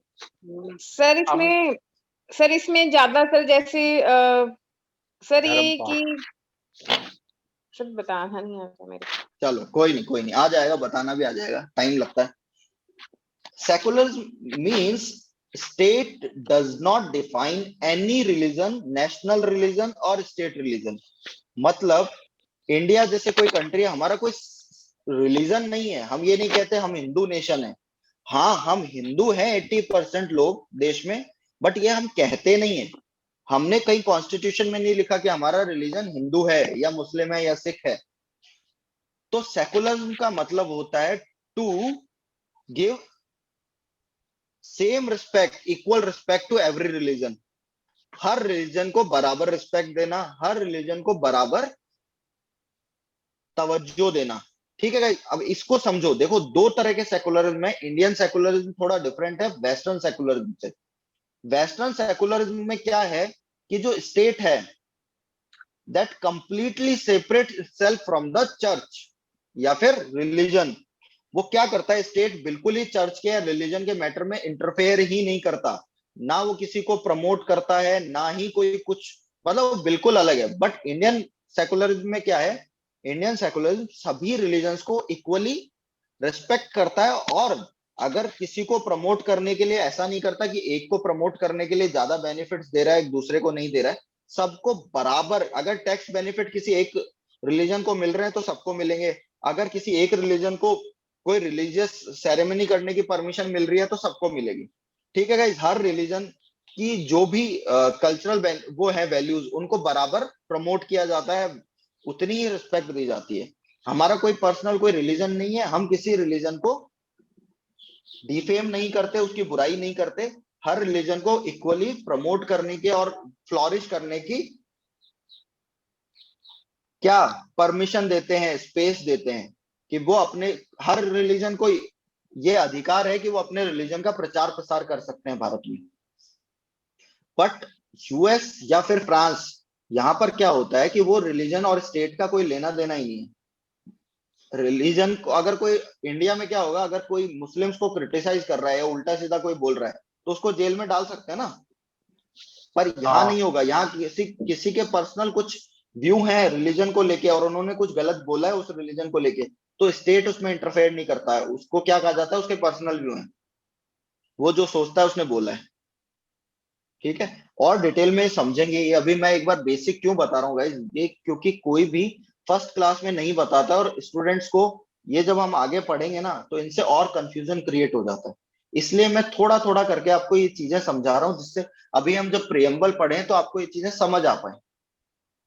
पॉलिटिकल सिस्टम मैंने आपको बताया, social institution dealing with the governance of a state and its relationship with the people, the structure of institution that constitute the state and its government, framework and form of inter relationship between institutions organ of the state, जो बताए थे मैंने, legislature, executive and judiciary, and linkage with each with the people.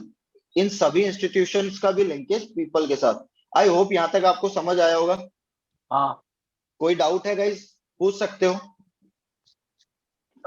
अभी तो नहीं है क्योंकि तो आएंगे डाउट्स। हाँ हाँ बिल्कुल, अभी मतलब ये नहीं होना चाहिए ना कि अभी तक जो पढ़ाया मैंने वो समझ ना आयो।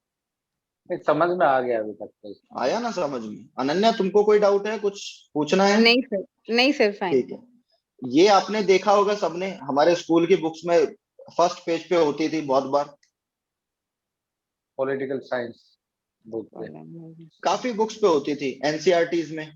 This is called preamble of Indian constitution. What do you understand by a preamble guys? Preamble का क्या मतलब होता है?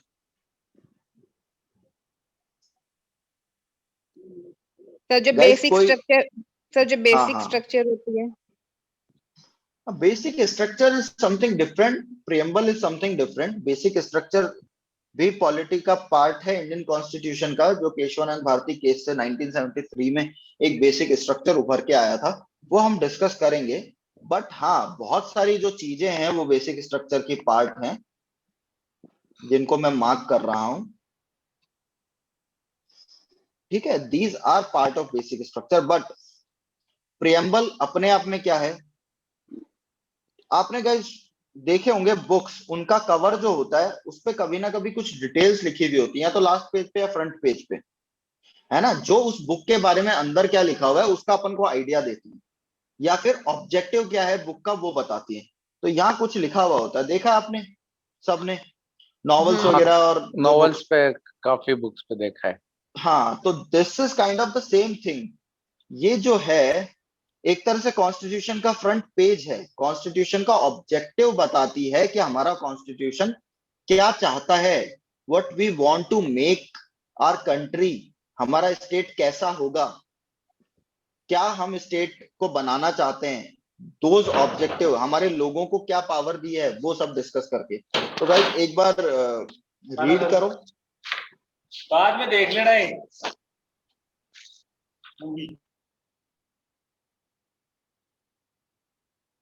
एक बार प्रियम्बल गाइस रीड करो।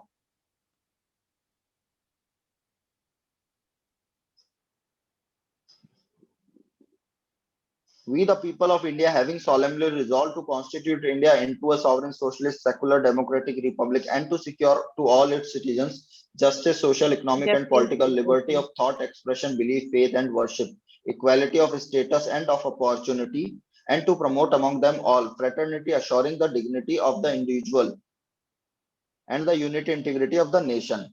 In our Constituent Assembly, this 26th day of November 1949, do hereby adopt, enact, and give to ourselves this Constitution.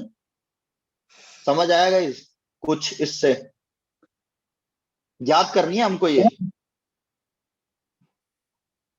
चलो discuss करते हैं क्या कह रही है preamble. Preamble is talking about 4 things basically.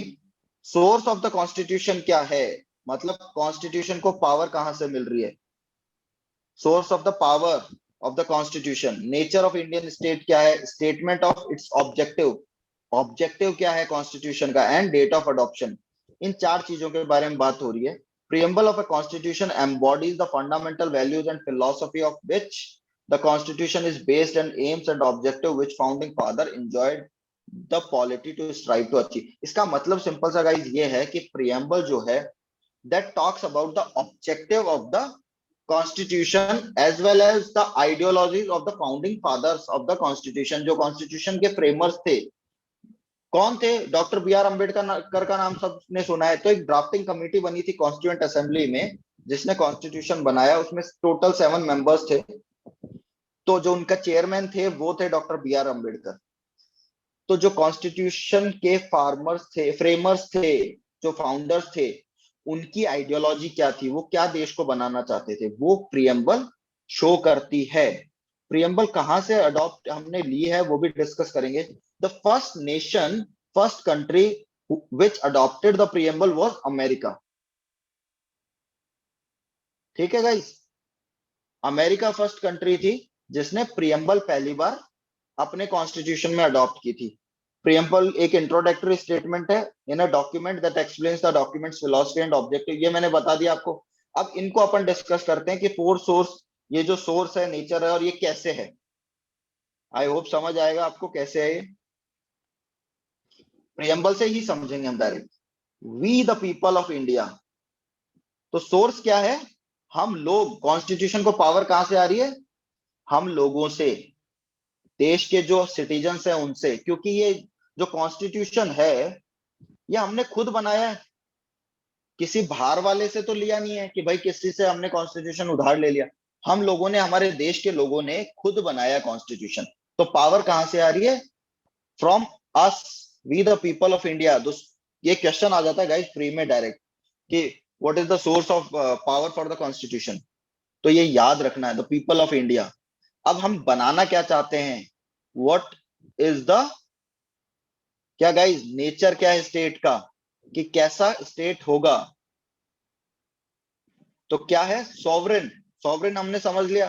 Socialist, socialist का मतलब होता है समाजवादी, मतलब जो नेचुरल रिसोर्सेज हैं या फिर जो भी रिसोर्सेज हैं वो किसी एक के हाथ में सेंट्रलाइज ना हो जाए, सारे के सारे किसी एक, कोई एक इंसान अक्वायर ना कर ले। तो this is the duty of the state कि सब लोगों को बराबर अधिकार मिले। तो दैट इज सोशलिज्म। ये एक आइडियोलॉजी है जिसको हम डिस्कस करेंगे। इंडियन सोशलिज्म का कैसे डिफरेंट है वेस्टर्न सोशलिज्म से, वो भी डिसाइड अपन को करना पड़ेगा, गवर्नेंस में पढ़ेंगे हम। सेकुलरिज्म, डेमोक्रेटिक, रिपब्लिक क्या होता है गाइस, किसी को कोई आइडिया है। आजाद, फ्री।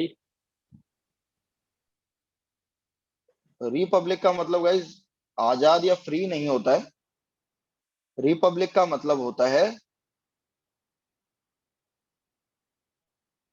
कि the head of the state, head मतलब जो, जैसे प्रेसिडेंट है अपने देश का हेड, तो प्रेसिडेंट इलेक्टेड होगा, कोई मोनार्की नहीं है, कोई सेम लीनियज से बार बार नहीं आ रहे।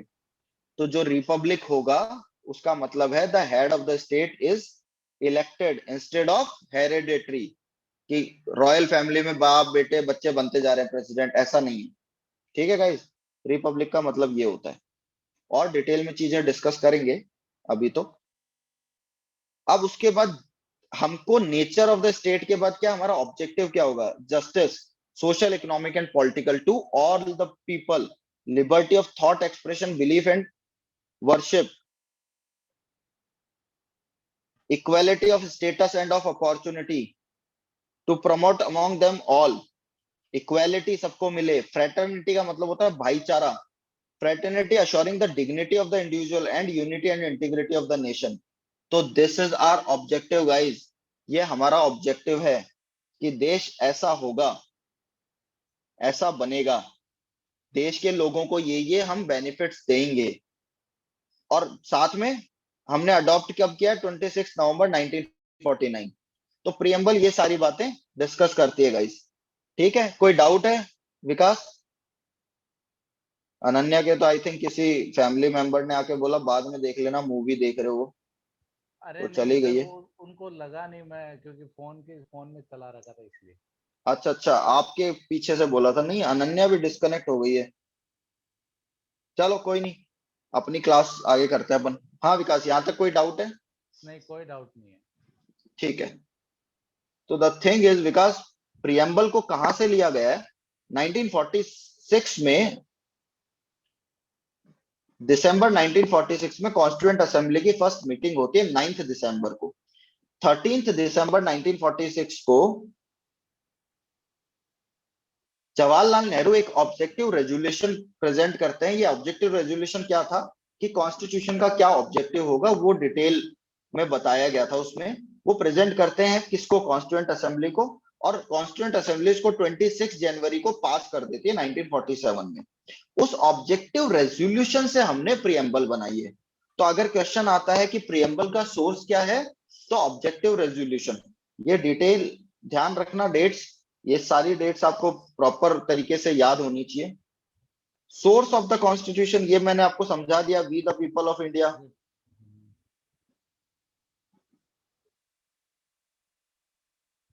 एक विकास, मेरे को ना 1 मिनट दो, 1 सेकेंड। हाँ ठीक है। Just a second.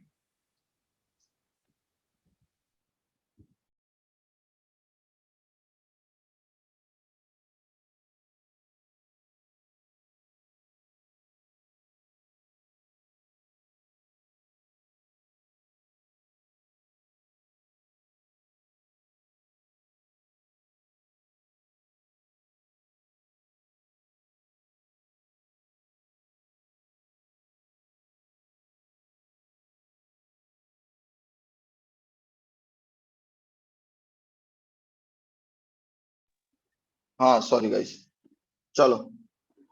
Sakshi, Sakshi am I audible to you?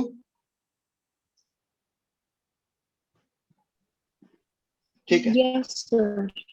Okay.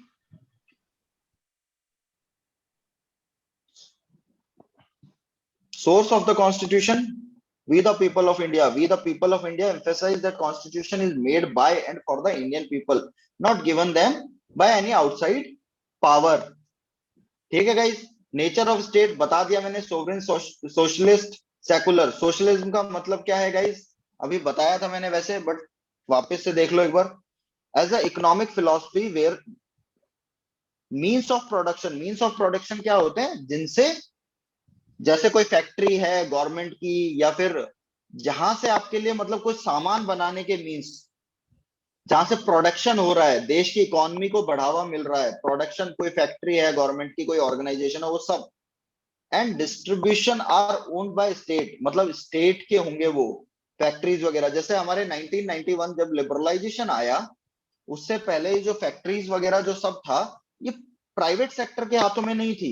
अब तो जैसे लिबरलाइज कंट्री, हम प्राइवेट सेक्टर को भी उतनी पावर दे दी गई है सब कुछ, बट उस टाइम स्टेट की, आपने सुना होगा साइकिल भी बना रही है तो स्टेट, बिस्किट बना रहा है तो स्टेट, सब स्टेट करता था और उसको इक्वली डिस्ट्रीब्यूट करता था। बट इंडिया ने अडॉप्ट किया mixed economy where apart from state as private production is also allowed. तो आपने बहुत सारी कंपनीज के नाम सुने होंगे, पीएसयू सुना है विकास? साक्षी, पीएसयू के बारे में कोई आइडिया है? पब्लिक सेक्टर यूनिट्स, जैसे सेल है, steel authority of India, coal authority of India, ये सब क्या है? ये हाँ, ये सब पब्लिक सेक्टर यूनिट्स हैं जो प्रोडक्शन के कोल, IOCL, ये सब IOCL है, बहुत सारी हैं, मतलब ये तो कुछ एग्जाम्पल हैं। डिफेंस सेक्टर की बहुत सारी गवर्नमेंट की कंपनीज हैं, हेल है, HUL है, ठीक है गाइस। तो ये सब क्या कर रही हैं? ये गवर्नमेंट सेक्टर की जो एंटरप्राइजेस होती हैं, ये प्रॉफिट मोटिव के लिए काम नहीं करती। ये किस लिए काम करती हैं? जिससे लोगों को इक्वली चीजें डिस्ट्रीब्यूट की जा सके, इक्वली बांटी जा सके।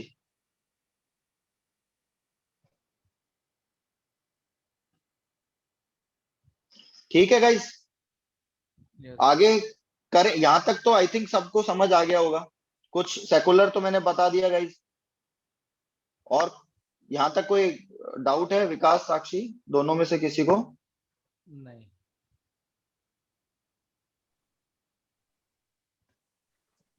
Democratic and Republic. डेमोक्रेटिक अपन ने डिस्कस कर लिया, रिपब्लिक एक बार और बता देते हैं। As oppose to monarchy in which the head of state is appointed on the hereditary basis. Hereditary का मतलब परिवार के ही लोग बनते रहें, एक के बाद एक, एक के बाद एक, for a lifetime, until he abdicates. Abdicate मतलब वो खुद छोड़ दे, फ्रॉम द थ्रोन, या फिर उसको हटा दिया जाए जबरदस्ती। डेमोक्रेटिक रिपब्लिक में क्या होता है? Head of state is elected directly और इनडायरेक्टली। जैसे इंडियन जो प्रेसिडेंट है उसके डायरेक्ट वोट हम नहीं करते ना, उसके इलेक्शन में वोटिंग डायरेक्ट हम नहीं करते। कौन करता है गाइस? हमने जो एमएलए कौन होते हैं? मेंबर ऑफ लेजिस्लेटिव असेंबली, विधानसभा। जो राज्यों में जो विधानसभा होती है, स्टेट लेजिस्लेटिव असेंबलीज, उनके जो मेंबर्स होते हैं उनको एमएलए कहा जाता है। And MPs, member of parliament, मतलब सेंटर में पार्लियामेंट जो है। तो गाइस इन दोनों के जो मेंबर्स हैं वो चूज करते हैं किसको? प्रेसिडेंट। वो इनडायरेक्टली इलेक्ट करते हैं प्रेसिडेंट को। ये प्रेसिडेंट के इलेक्शन का जो सिस्टम है, ये हम आगे बहुत डिटेल में समझने वाले हैं। पूरा चैप्टर है प्रेसिडेंट पे, बहुत इंपॉर्टेंट भी है। Every citizen of India is eligible to become a president of country. दूसरा रिपब्लिक का क्या मतलब है गाइस? कोई भी, मतलब इसका कुछ क्राइटेरिया है एज के। अदर देन दैट, एज के अलावा आप में से कोई भी प्रेसिडेंट बन सकता है, बट एज के साथ साथ आपके 50 प्रमोटर्स एंड 50 सेकेंडर्स होने चाहिए। मतलब 50 लोग आपको प्रमोट करने होने चाहिए कि आप प्रेसिडेंट बने, और 50 लोग उस प्रमोशन को सेकंड करने, मतलब उसको सपोर्ट करने वाले सपोर्टर्स होने चाहिए। तो आपको 100 लोगों का वो चाहिए, पार्लियामेंट के मेंबर्स का। तो गाइस अब वो तो पॉसिबल नहीं है, इसलिए हर कोई तो नहीं बन सकता, बट उस जगह पे अलाउड है। ठीक है, आपको उस जगह पे पहुंचना पड़ेगा कि आप प्रेसिडेंट बन सके। आई होप समझ आ गया होगा सबको guys.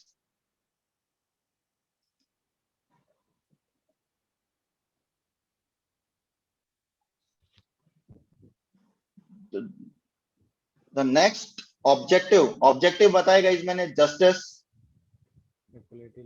Equality, liberty, fraternity. Fraternity का मतलब होता है ब्रदरहुड, भाईचारा, जो मैंने बताया था।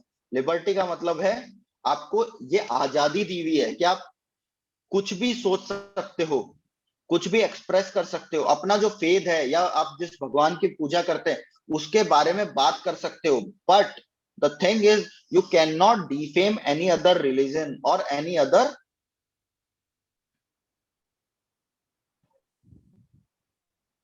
क्या गाइज, रिलीजन या फिर किसी और भगवान, एनी अदर गॉड, आप उनको डिफेम नहीं कर सकते, उनकी बुराई नहीं कर सकते। हाँ, आप अपने जो आपका खुद का रिलीजन है उसको कितना भी प्रमोट करो, कोई प्रॉब्लम नहीं है। अभी बस आटा देखो। आप दूसरे रिलीजन को डिफेम नहीं कर सकते, चाहे अपने खुद के रिलीजन को आप कितना भी प्रमोट करो guys. Equality of status and of opportunity, आपको सबको बराबर अधिकार। अब जैसे यूपीएससी का पेपर है गाइस, सब normal. Sakshi please mute yourself.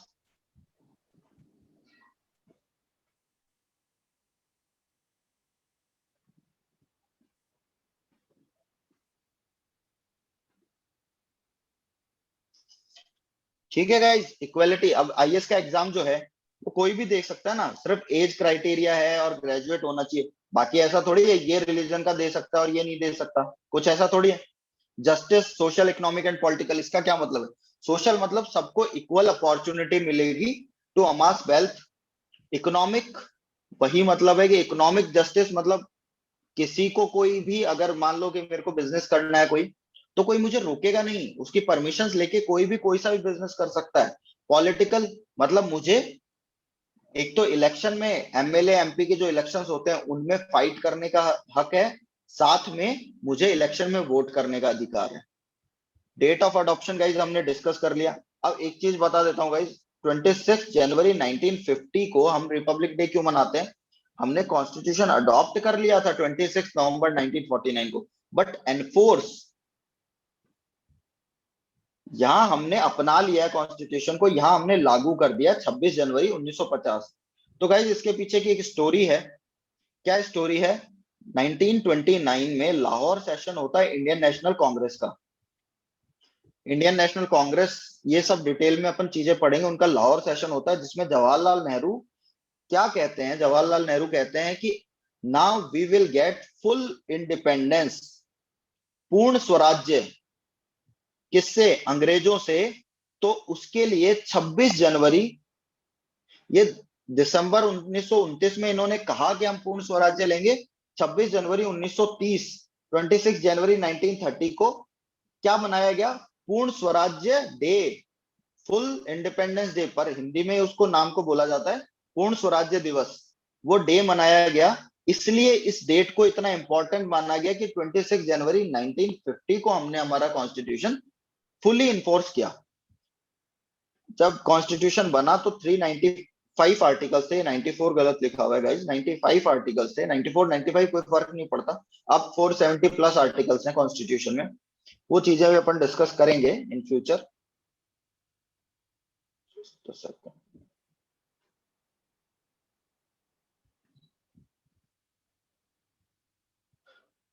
Guys, जब कॉन्स्टिट्यूशन जैसे ही 26 नवंबर 1949 को हमने क्या किया, अडॉप्ट किया ना, तो कुछ आर्टिकल 5 6 7 8 9, ये जो आर्टिकल हैं ये हैं सिटीजनशिप के आर्टिकल।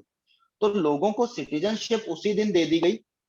बाकी कुछ प्रेसिडेंट के आर्टिकल हैं, कुछ और इलेक्शन कमीशन ऑफ इंडिया के आर्टिकल हैं, ये कुछ आर्टिकल थे जो 26 नवंबर 1949 को ही एनफोर्स हो गए। बट पूरा कॉन्स्टिट्यूशन कब एनफोर्स हुआ? 26 जनवरी 1950, 26 जनवरी 1950। तो अगर क्वेश्चन आता है कि कॉन्स्टिट्यूशन अडॉप्ट कब किया, तो 26 नवंबर 1949। और गाइस ये प्री में क्वेश्चन आ चुका है, इसलिए मैं इस पे इतना ज्यादा प्रेशराइज कर रहा हूं बार बार। और कॉन्स्टिट्यूशन एनफोर्स कब हुआ है? 26 जनवरी 1950। ये गाइज आपको पूरा मिल जाएगा। This day in 1930 declared of Indian independence, पूर्ण स्वराज्य was proclaimed by the Indian national Congress, 26 जनवरी इसलिए सेलेक्ट की थी डेट। आई होप यहां तक समझ आ गया होगा गाइज। हाँ यस सर। आ गया? तो गाइज ये एडिशनल कुछ और पार्ट है प्रियम्बल के बारे में जो हम डिस्कस करेंगे। आगे चलूं गाइज, कोई दिक्कत थोड़ी है? विकास, नहीं साक्षी, कोई कंप्लीट करें, है ना? या तो देखो 3 क्वेश्चन कुछ टाइम पीरियड में, मतलब इन पास्ट 3 क्वेश्चन जो हैं ये डिस्कस हुए हैं बार बार। फर्स्ट क्वेश्चन तो क्या है कि is preamble part of the constitution. Second question था इज प्रियम्बल अमेंडेबल। और थर्ड क्वेश्चन था इज प्रियम्बल एनफोर्सेबल और जस्टिसिएबल। इन 3 क्वेश्चन से हम कुछ केसेस को डिस्कस करेंगे guys. The preamble being part of constitution is discuss several times in the supreme court. इसका क्या मतलब है? तो गाइस क्या हुआ कि प्रियम्बल को कॉन्स्टिट्यूशन के फर्स्ट पेज पे जोड़ा गया, बट नॉर्मली जो मैंने आपसे डिस्कस किया था, फ्रंट पेज जो होता है किसी बुक का, हम उसको बुक का पार्ट नहीं मानते हैं, है ना?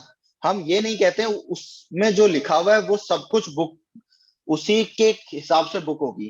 कभी कभी क्या है, फर्स्ट पेज पे लोग क्या लिखते हैं, अपने खुद का इंट्रोडक्शन लिख देते हैं कि ऑथर के बारे में लिखा है, या ऑथर ये किसको डेडिकेट कर रहा है बुक, वो लिखा है।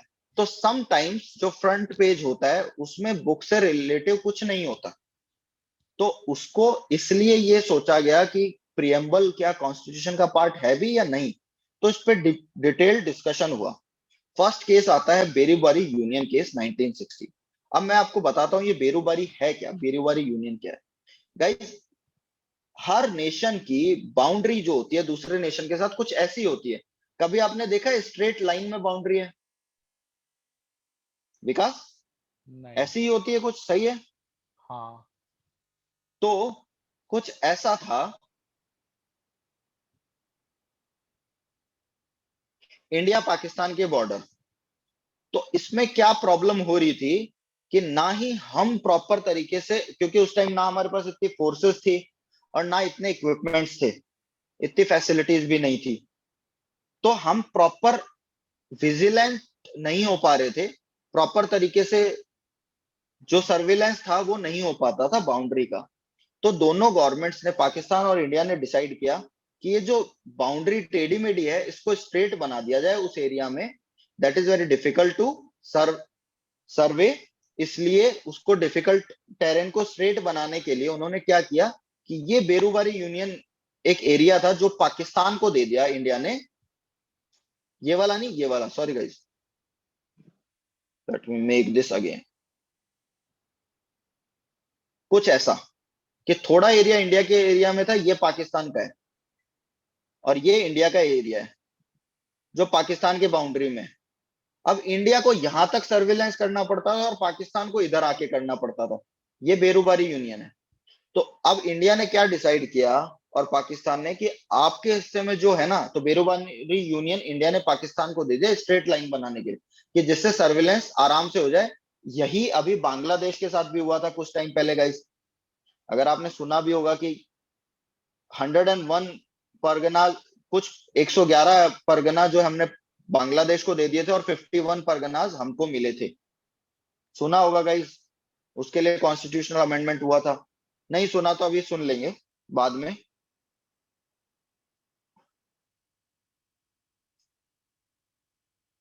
तो ये समझ आ गया बेरूबारी यूनियन। अब इस पे क्या हुआ कि लोगों ने रिवॉल्ट करना स्टार्ट कर दिया कि आप ऐसे कैसे भारत का हिस्सा दूसरों को दे दोगे। तो लोगों में ये ज्यादा ही बढ़ता गया रिवॉल्ट। तो एक आर्टिकल होता है आर्टिकल 143, उसके अंडर क्या है, president has power to discuss और to ask court, supreme court, about a critical matter. Advice देने के लिए प्रेसिडेंट कह सकता है सुप्रीम कोर्ट को किसी क्रिटिकल मैटर पे। प्रेसिडेंट सुप्रीम कोर्ट को अपना मैसेज देगा कि मुझे इस टॉपिक पे, जैसे कि ये बेरूबारी यूनियन केस पे रिवॉल्ट होने लग गया, तो प्रेसिडेंट ने सुप्रीम कोर्ट से पूछा कि क्या इस पे क्या करना चाहिए। बट द थिंग इज, इसमें कोई भी बाइंडिंग नहीं होती, बाउंड नहीं होता। अगर सुप्रीम कोर्ट ने कुछ बोला है उस एडवाइस पे, तो प्रेसिडेंट बाउंड नहीं है उसी हिसाब से काम करने के लिए, और ना ही सुप्रीम कोर्ट बाउंड है एडवाइस देने के लिए प्रेसिडेंट को। बट ये बहुत इंपॉर्टेंट आर्टिकल है गाइस, ये this is the like one of the most important article. तो इसलिए मैं इसको डिस्कस कर रहा हूं। बेरूबारी यूनियन केस में भी यही हुआ। जब रिवोल्ट होने लगे, प्रेसिडेंट ने सुप्रीम कोर्ट को कहा, advisory power of supreme court कहते हैं इसको, सुप्रीम कोर्ट से एडवाइस मांगी कि हमको क्या करना चाहिए। तो सुप्रीम कोर्ट ने इस में क्या कहा, आर्टिकल 143(1), ये जो भी है Berubari union, in exchange of enclave which were decided considering by the bench consisting of 8 जजेस। 8 जजेस के बेंच ने क्या डिसाइड किया कि preamble is the key to open the mind of maker, but it cannot be considered as the part of constitution. Therefore, it is not enforceable in the court of law. अब ये पंगा क्या हो रहा था, preamble को ही क्यों discuss कर रहे हैं guys? Late me show you something. यहां पे क्या लिखा हुआ है guys, assuring unity and integrity of the nation। तो इसके बेसिस पे लोगों ने बोला कि प्रियम्बल में लिखा हुआ है unity and integrity of the nation, तो आप अपने ये कैसे किसी को दे सकते हो? अपने देश का पार्ट आप किसी को नहीं दे सकते हो। इसलिए ये इतना केस, इतना ज्यादा प्रॉब्लम हुई। ठीक है गाइस, समझ आ गया? तो बेरूबारी यूनियन केस में ये बोला, हमारे लिए इतना इंपॉर्टेंट है बेरूबारी यूनियन केस से जानना कि कॉन्स्टिट्यूशन में क्या बोला कॉन्स्टिट्यूशन में नहीं, सॉरी गाइस, सुप्रीम कोर्ट ने क्या बोला, सुप्रीम कोर्ट ने कहा कि प्रीएम्बल कॉन्स्टिट्यूशन का पार्ट नहीं है, बट फिर बाद में केशवानंद भारती केस एक होता है, this is the one of the most important case in constitutional history, इन जो भी कॉन्स्टिट्यूशन इवॉल्व हुआ है ना हमारा, 395 से 470 के अप्रॉक्स आर्टिकल हो गए हैं, 12 शेड्यूल हो गए हैं 8 से, और 25 पार्ट्स हो गए हैं, पहले 22 पार्ट्स थे, ये सब आगे डिस्कस करेंगे कॉन्स्टिट्यूशन में हम। तो केशवानंद भारती केस जो है, अच्छा ये केशवानंद भारती कौन है, ये केरला के एक मठ के, एक तरह एक रिलीजियस पर्सन है, is a religious person of Kerala, एक मठ है वहां पर। तो केरला गवर्नमेंट ने उस टाइम एक नया लॉ बनाया था जिसके हिसाब से मठ जो रिलीजियस प्लेसेस थे उनकी प्रॉपर्टी एक्वायर कर सकती थी केरला गवर्नमेंट। तो केशवानंद भारती उसके खिलाफ सुप्रीम कोर्ट में जाते हैं, इनकी डेथ गाइस अभी हुई है 2020 में, केशवानंद भारती की, ठीक है, ये मतलब ऐसे जनरल नॉलेज के हिसाब से बता रहा हूँ ठीक है। तो केशवानंद भारती केस होता है 1973 में। इसमें सुप्रीम कोर्ट क्या कहता है, 13 जजेस की बेंच होती है, इसमें मतलब इतने चेंजेस कॉन्स्टिट्यूशन में हुए हैं, इसमें basic structure of the constitution इस केस के बाद निकल के आया है, बहुत इंपॉर्टेंट केस है गाइस, इसको पढ़ेंगे हम। सुप्रीम कोर्ट ने क्या कहा इस केस में कि the preamble of constitution will now be considered as the part of the constitution. The preamble is not the supreme power or source of any restriction or prohibition, but it plays an important role in the interpretation of statutes, provisions of the constitution and the provisions of the constitution। कहने का मतलब क्या है कि supreme power नहीं है preamble, preamble ना ही कोई सोर्स और कोई रिस्ट्रिक्शन लगा सकती है किसी आर्टिकल पे, प्रोहिबिशन भी नहीं लगाती। इसका कहने का मतलब गाइज ये है सिंपल सा कि प्रीएम्बल के बेसिस पे कॉन्स्टिट्यूशन में कोई चेंज नहीं हो सकता, बट प्रीएम्बल के हिसाब से हम इंटरप्रेट कर सकते हैं। मतलब कोई आर्टिकल कॉन्स्टिट्यूशन का हमको समझ नहीं आ रहा है कि उसका क्या मतलब है, तो प्रीएम्बल जो है आप उसकी लाइट में, प्रीएम्बल की लाइट में, प्रीएम्बल में जो लिखा है उसके हिसाब से उसको इंटरप्रेट कर सकते हो, समझ सकते हो। So it can be concluded that preamble is the part of the introductory part of the constitution। अब क्या है, केशवानंद भारती केस में सुप्रीम कोर्ट ने प्रीएम्बल को कॉन्स्टिट्यूशन का पार्ट बना दिया। 1995 में एक और केस आया, government of India versus LIC, उसमें भी सुप्रीम कोर्ट ने वापस बोला कि प्रीएम्बल कॉन्स्टिट्यूशन की पार्ट है। गाइस इसके बीच में एक और केस आया था, गोलकनाथ केस, उसमें सुप्रीम कोर्ट ने कोई फैसला नहीं सुनाया था, कोई ऑर्डर नहीं दिया था कि प्रीएम्बल कॉन्स्टिट्यूशन की पार्ट होगी, बट सुप्रीम कोर्ट के वन ऑफ द जज ने, जब एक ऑर्डर होता है सुप्रीम कोर्ट का, बहुत बड़ा ऑर्डर होता है, तो उसमें उन्होंने एक जगह पे लिखा था कि I have no idea why in Berubari union case supreme court rejected this that preamble is the part of constitution. मतलब वहां उन्होंने कंसिडर किया था कि पता नहीं क्यों किया है, और केशवानंद भारती केस में सुप्रीम कोर्ट ने पुराने वाले ऑर्डर को रिवर्स कर दिया और कहा, सुप्रीम कोर्ट ने क्या कहा कि प्रीएम्बल कॉन्स्टिट्यूशन का पार्ट है। आई होप गाइस यहां तक समझ आया होगा आपको, कोई डाउट तो नहीं है? नहीं, विकास समझ आ रहा है ना? हाँ हाँ, अगर कुछ समझ नहीं आए तो पूछ सकते हो। साक्षी? No sir. ओके, चलो अब क्वेश्चन आता है, इज प्रीएम्बल अमेंडेबल? अमेंडेबल मतलब चेंजेस कर सकते हैं। 368 कॉन्स्टिट्यूशनल अमेंडमेंट का आर्टिकल है कि कॉन्स्टिट्यूशनल अमेंडमेंट आर्टिकल 368 के अकॉर्डिंग होते हैं। तो क्वेश्चन आया कि इज प्रीएम्बल अमेंडेबल, मतलब प्रीएम्बल में कुछ चेंज कर सकते हैं। तो 1973 में कॉन्स्टिट्यूशन केशवानंद भारती केस में ये डिसाइड हो गया कि प्रीएम्बल कॉन्स्टिट्यूशन का पार्ट है। अगर कुछ कॉन्स्टिट्यूशन का पार्ट है इट मींस वो अमेंडेबल है। तो क्या किया गवर्नमेंट ने, 42nd कॉन्स्टिट्यूशनल अमेंडमेंट एक्ट 1976 से ये जजमेंट दिया, after the judgement of Kesavananda Bharati case, preamble में 3 अमेंडमेंट किए। क्या 3 अमेंडमेंट किए? एक तो प्रीएम्बल में सोशलिस्ट वर्ड जोड़ा, एक सेकुलर जोड़ा और एक इंटीग्रिटी, ये 3 वर्ड जोड़े गए प्रीएम्बल में by the act of constitutional amendment act of 1976, 42nd constitutional amendment act से। अब preamble as a part of constitution, preamble can be amended under article 368, but the basic structure of preamble can not be amended. अब इसका मतलब क्या है guys? देखो क्या है, प्रियम्बल में जो जो आर्टिकल्स बेसिक स्ट्रक्चर का पार्ट है, जो जो वर्ड्स जैसे कि सेकुलर, डेमोक्रेटिक, रिपब्लिक, ये जो पार्ट्स हैं इनको आप क्या अमेंड नहीं कर सकते, इनको प्रियम्बल से हटा नहीं सकते, because they are part of basic structure. Fundamental rights की जहां बात हो रही है, जस्टिस, इक्वालिटी, लिबर्टी, इन चीजों को आप प्रियम्बल से नहीं हटा सकते हो, ठीक है, बट अमेंड कर सकते हो। तो इसलिए अमेंडमेंट से हमने क्या जोड़े, 3 word, socialist, secular and integrity. अब सोशलिस्ट और सेकुलर इंटीग्रिटी का ये मतलब नहीं है कि पहले देश इंटीग्रेटेड नहीं था इससे पहले, या सेकुलर नहीं था, या सोशलिस्ट नहीं था। सेकुलर के आर्टिकल 25 से 28, 29, 30 भी, मतलब 29 एंड 30 जो है ये तो आर्टिकल है राइट फॉर माइनॉरिटीज, बट 25, 28 में right to freedom of religion के राइट है, राइट टू रिलीजियस फ्रीडम। तो हमारे पास फंडामेंटल राइट्स में राइट थे फ्रीडम के, रिलीजियस फ्रीडम के। तो हमारा देश सेकुलर था, ऐसा नहीं है इससे पहले सेकुलर नहीं था, बट एक वर्ड नहीं लिखा हुआ था सेकुलर कॉन्स्टिट्यूशन में, जो कि अब लिख दिया गया, ठीक है। Socialist, secular, sovereign and democratic, ये सब गाइस मैं पढ़ा चुका हूं चीजें ना।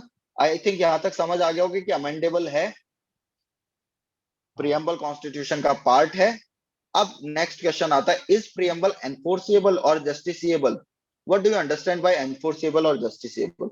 मतलब इसका मतलब है कि प्रियम्बल में कुछ लिखा हुआ है, उसके बेसिस पे क्या आप सुप्रीम कोर्ट को अप्रोच कर सकते हो? मतलब प्रियम्बल में मान लो लिखा हुआ है कि फ्रेटर्निटी, और आपसे आपका पड़ोसी लड़ रहा है, तो आप क्या उसके लिए सुप्रीम कोर्ट जा सकते हो? नहीं, ठीक है गाइस। बट आप उन लॉज के लिए सुप्रीम कोर्ट में नहीं जा सकते जो कि कॉन्स्टिट्यूशन में नहीं लिखे हुए, जो प्रोविजंस कॉन्स्टिट्यूशन में नहीं है ना। अगर कॉन्स्टिट्यूशन के किसी आर्टिकल में, जैसे सेकुलर जो है, इसकी बात हो रही है कहीं ना कहीं, तो आप सेकुलर वर्ड के बेसिस पे, प्रियम्बल के बेसिस पे सुप्रीम कोर्ट नहीं जा सकते, बट आर्टिकल 25 टू 28 के बेसिस पे सुप्रीम कोर्ट जा सकते हो। वहां पर आप डिस्कस सुप्रीम कोर्ट को अप्रोच कर सकते हो, बट आप इनके बेसिस पे नहीं अप्रोच कर सकते जो प्रियम्बल में लिखा हुआ है। तो प्रियम्बल इज नॉट एनफोर्सिएबल और नॉन जस्टिसिएबल है प्रियम्बल, ये ध्यान रखना, बिकॉज ये कई बार क्वेश्चन आ जाते हैं प्री में डायरेक्ट, ठीक है। The preamble of our constitution is part of constitution but is not enforceable by the court. The preamble is non-justiciable. This means that court cannot pass orders against the government of India to implement the ideas in the preamble. कि preamble में जो ideas है ना, उनको implement करने के लिए government के खिलाफ कोई ऑर्डर पास नहीं कर सकता कोर्ट, बट आप जो कॉन्स्टिट्यूशन में आर्टिकल्स दिए हैं उनके बेसिस में भी, बेसिस पे गवर्नमेंट के खिलाफ जा सकते हो। जैसे पहले वो यूनिटी एंड इंटीग्रिटी के बेसिस पे बेरूबारी यूनियन केस में कोर्ट में गए थे ना लोग, मतलब उसके बेसिस पे लोगों ने जो रिवॉल्ट वगैरह किए थे, स्ट्राइक्स किए थे, उसके बेसिस पे की थी। तो अब वो नहीं हो सकता।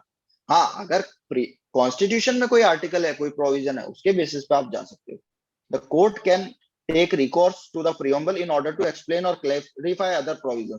अगर कॉन्स्टिट्यूशन का कोई प्रोविजन समझ नहीं आ रहा है तो कोर्ट प्रियम्बल को in the light of preamble उसको एक्सप्लेन कर सकता है। This view was given by supreme court in the Berubari union case and again in the Kesavananda Bharati case.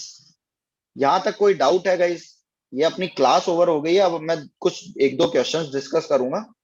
आपको कुछ नहीं समझ आया है तो यू कैन आस्क गाइस। विकास, साक्षी, कोई डाउट थोड़ी है? नहीं नहीं है, ठीक है। तो which one of the following objective is not embodied in the preamble of the constitution? क्या आंसर होगा? देखो, लिबर्टी ऑफ थॉट है,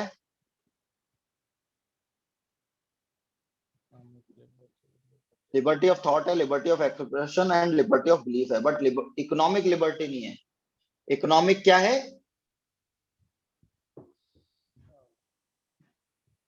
याद नहीं आ रहा विकास? अपन ने किया था डिस्कस। देखो, इकोनॉमिक किसकी है? Social, economic and justice, political justice है। लिबर्टी किसका? थॉट, एक्सप्रेशन एंड बिलीफ, ठीक है, ऐसे क्वेश्चन आ जाते हैं, इसलिए मैंने कहा कि प्रियम्बल याद रखनी है।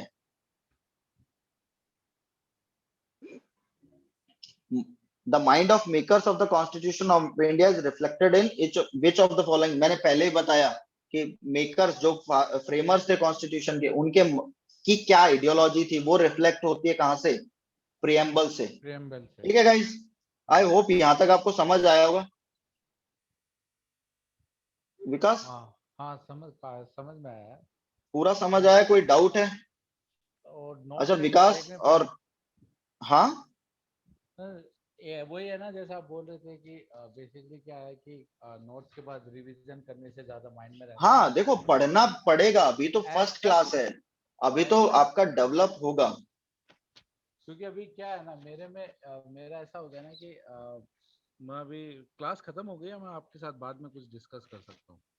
हाँ हाँ, आप डिस्कस कर सकते हो, कोई प्रॉब्लम नहीं, बताओ। ठीक है, क्योंकि अभी अभी मेरा ऐसा है कि थोड़ा स्टडी से भी थोड़ा मैं विकास, आपकी आवाज कम आ रही है मुझे, थोड़ा सा लाउड बोल। हाँ, मैं ये बोल रहा हूँ, मैं स्टडी से अभी कुछ सालों से बाहर हूँ, मतलब ऑलमोस्ट हाँ 6 हाँ 7 हाँ, ईयर से कॉर्पोरेट्स में जॉब करने के कारण स्टडी से टोटली बाहर हो चुका हूँ। तो मेरे को अच्छा अच्छा, ऐसा नहीं है कि मतलब चीजें रिमेम्बर करने में इश्यू है, क्योंकि कॉर्पोरेट्स में भी आप कोई काम करते हो या कुछ करते हो, वो सब रिमेम्बर रहता ही है। बट बिल्कुल बिल्कुल। स्टडीज मोड में जाने के लिए बुकों को रिमेम्बर वापस उस पॉइंट में आने में थोड़ा टाइम लग सकेगा। पर विकास एक बात बताऊं आपको, जो मेच्योरिटी लेवल आपका होगा ना, वो जो अभी भी पढ़ रहे हैं उन स्टूडेंट्स का नहीं होगा। They will take time to understand these things. आपका मेच्योरिटी लेवल उनसे ज्यादा है, तो आपको थोड़ा टाइम कम लगेगा इन चीजों को समझने में। क्यों लोग, जो भी लोग जॉब छोड़ के जाते हैं, उनका सिलेक्शन इजीली क्यों होता है? बिकॉज उनका मेच्योरिटी लेवल उतना हाई हो जाता है, जो कि इनका नहीं होता अभी। जो स्टूडेंट्स अभी एजुकेशन कर रहे हैं, जैसे साक्षी है या फिर अनन्या से जो बात हुई, उनके फोन में कुछ प्रॉब्लम हो गई थी, इसलिए वो क्लास ज्वाइन नहीं कर पाई। ठीक है, तो ये जो है, उससे आपका थोड़ा सा मेच्योरिटी लेवल ज्यादा होगा, बिकॉज एक एज और एक्सपीरियंस आपने लिया है विद टाइम। और मैंने काफी यूट्यूब पे काफी जो यूपीएससी के जो आईएएस टॉपर्स हैं उनके वीडियोस भी देखे हैं जिन्होंने क्लियर किए हैं। और काफी लोग हैं जिन्होंने मतलब मेरी एज में 30, 29 या 28। आपकी एज क्या है अभी विकास? मैं तो 32 का हूँ। 32 है, और कैटेगरी कौन सी है अपनी? ओबीसी। ओबीसी है, तो यू हैव स्टिल 3 इयर्स। 35 साल हाँ तक आप एग्जाम दे सकते हो, तो कोई दिक्कत एक्चुअली नहीं है। मैंने मैंने अभी इनिशियली कोई अटेम्प्ट थोड़ी दिया आपने? नहीं। हाँ, तो फिर तो आपके पास अटेम्प्ट भी सारे ही पड़े हैं अभी तो। तो मैं मतलब मैक्सिमम से अर्ली से भी अर्ली अगर दूंगा तो नेक्स्ट ईयर से पहले तो अटेम्प्ट नहीं दे सकता। हाँ देखो, बट उसमें फायदा क्या होगा आपको, एक तो इस बार एग्जाम पोस्टपोन हो गया, तो आपको अप्रोक्सीमेटली अभी से मैं मानूं तो अगस्त तक का टाइम है, पूरा 1 साल का। अगस्त 2022। हाँ, अगस्त 2022, अगस्त 2022 तक आपके पास टाइम है, अगर मैं अर्ली भी मानूं तो। बिकॉज एग्जाम कंडक्ट करवाना अक्टूबर 10 को, और फिर इंटरव्यूज, अभी तक इंटरव्यूज वगैरह भी नहीं हुए हैं। नेक्स्ट ईयर हाँ, के भी इंटरव्यूज वगैरह डिले होंगे। ठीक है, इस साल का तो सब आपके, कुछ डिले जा रहा है, तो अगले साल का भी उसी हिसाब से हाँ डिले थोड़ा ही बहुत होगा। डिले होगा ऑब्वियसली। ठीक है, तो एग्जाम्स आपके जुलाई अगस्त से पहले नहीं होने वाले, तो आपके पास पूरा पूरा अभी मई चल रहा है, जून जुलाई एडिशनल 2 महीने और मिल जाएंगे, तो 14 महीने हैं। बट अगर आप ढंग से पढ़ते हो ना, देखो 8 से 10 घंटे डेली चाहिए इस प्रिपरेशन के लिए, अगर आपको 1 साल में सेलेक्ट होना है। अगर आप थोड़ा सा टाइम और, तो 2023 बहुत अच्छे से प्रिपेयर करते हो और अटेम्प्ट देते हो, सिलेक्शन हो जाएगा, क्योंकि मेच्योरिटी लेवल वो उस लेवल का हो जाता है, वो डेडिकेटेड हो वही जाते हो हैं गया लोग। ना कि 10 आवर्स और 11 आवर्स में तो ऐसा हो गया ना कि देखो कि मतलब मेरा 10 आवर्स का नॉर्मली जॉब रहता है, फिर थोड़ा। हाँ, इसीलिए इसीलिए मैंने उस चीज को बोला ना, कि जैसे देखो, आप अगर फुल टाइम दे पाते तो ठीक है, अदरवाइज आप अगर 4-5 घंटे डेली दे सकते हो, तो आपका मेच्योरिटी लेवल जो है ना, उस हिसाब से आपको मे बी आप 22 में नहीं क्लियर कर पाओगे, बट 23 में कर पाओगे। बिकॉज क्या होता है, जो लोग जॉब वगैरह कर रहे होते हैं, उनको हैबिट हो जाती है डिसिप्लिन रहने की, क्योंकि जॉब में उनको टाइम पे जाना है, टाइम पे आना है, सारे काम टाइम पे करने, Punctuality, तो रेगुलरिटी आ जाती है उनकी लाइफ में, तो वो उसकी पढ़ाई में भी उनके साथ वो रहती है रेगुलरिटी। इनिशियली मैंने क्वेरी आरएएस के लिए की थी, मतलब आपकी अच्छा, वेबसाइट आपने पे, आरएस के लिए क्वेरी की है? क्योंकि उसमें मुझे ऐसे लगा कि मेरे को थोड़ा एज का बैरियर नहीं है। देखो वो बैरियर तो अभी भी नहीं है।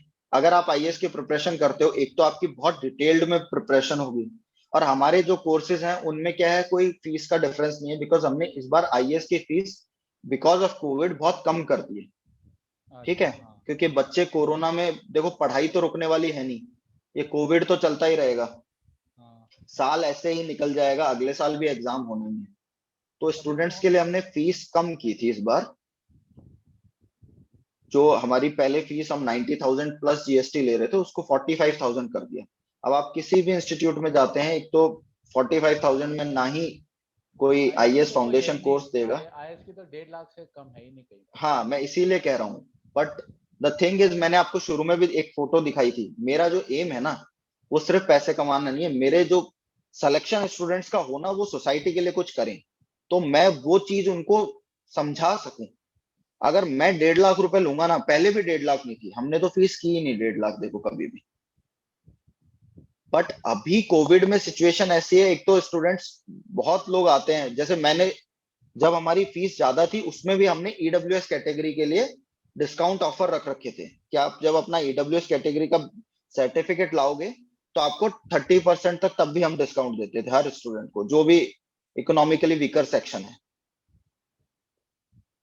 तो अभी आप प्रिपरेशन, मैं आपको इसलिए कह रहा हूं कि आरएस की प्रिपरेशन करोगे।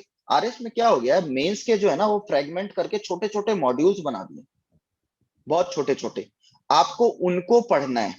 बट आईएएस की आपकी एक डिटेल्ड स्टडी होगी, पूरा कॉम्प्रिहेंसिवली आप पढ़ोगे, तो जो आरएएस है वो आपका अपने आप में कवर हो जाएगा। आपको एडिशनली क्या पढ़ना है, Rajasthan art and culture, Rajasthan geography. अगर आप ये दो चीज और एडिशनली कर लेते हो, तो आपकी आरएएस की प्रिपरेशन तो अपने आप ही हो गई, जो कि 2 महीने का काम है। बट आईएएस की प्रिपरेशन से आपकी जो और सब्जेक्ट हैं, जिनको आपको लिए आरएस में अलग अलग, पब्लिक एडमिनिस्ट्रेशन एक छोटा सा पार्ट डाल दिया है, सोशल इश्यूज का एक छोटा सा पार्ट डाल दिया है, उसके लिए तो सोसाइटी आपको पढ़ना इसमें पड़ेगा, सोशोलॉजी। इनमें कॉमर्स के सब्जेक्ट्स भी है क्या, जैसे आईएएस के अकाउंट्स पेपर्स वगैरह के कुछ पोर्शन डाले हैं आरएएस में, आईएएस में कॉमर्स के हैं ऑप्शनल, अगर आप लेना चाहो तो कॉमर्स है। में इंग्लिश के अलावा कोई भी देखो आरएएस में ऑप्शनल, जो आईएएस में जो ऑप्शनल है ना, आरएएस में तो कोई ऑप्शनल है ही नहीं अब। आईएएस में कॉमर्स है, उसके बाद sociology, political science, geography, economics, history, और इसके अलावा एंथ्रोपोलॉजी, साइकोलॉजी, बहुत सारे सब्जेक्ट हैं। आपको डिटेल्ड सिलेबस, आप यूपीएससी की वेबसाइट पे जाओगे, उस पे आईएएस सिलेबस डालोगे ना, तो उसमें सारा डिटेल्ड सिलेबस आ जाता है, जिसमें कि ये सब जो ऑप्शनल है ना, उनका भी सिलेबस डिस्कस करता है। एक बार मेरे को उनका, आपने तो भेज ही दिया सिलेबस तो।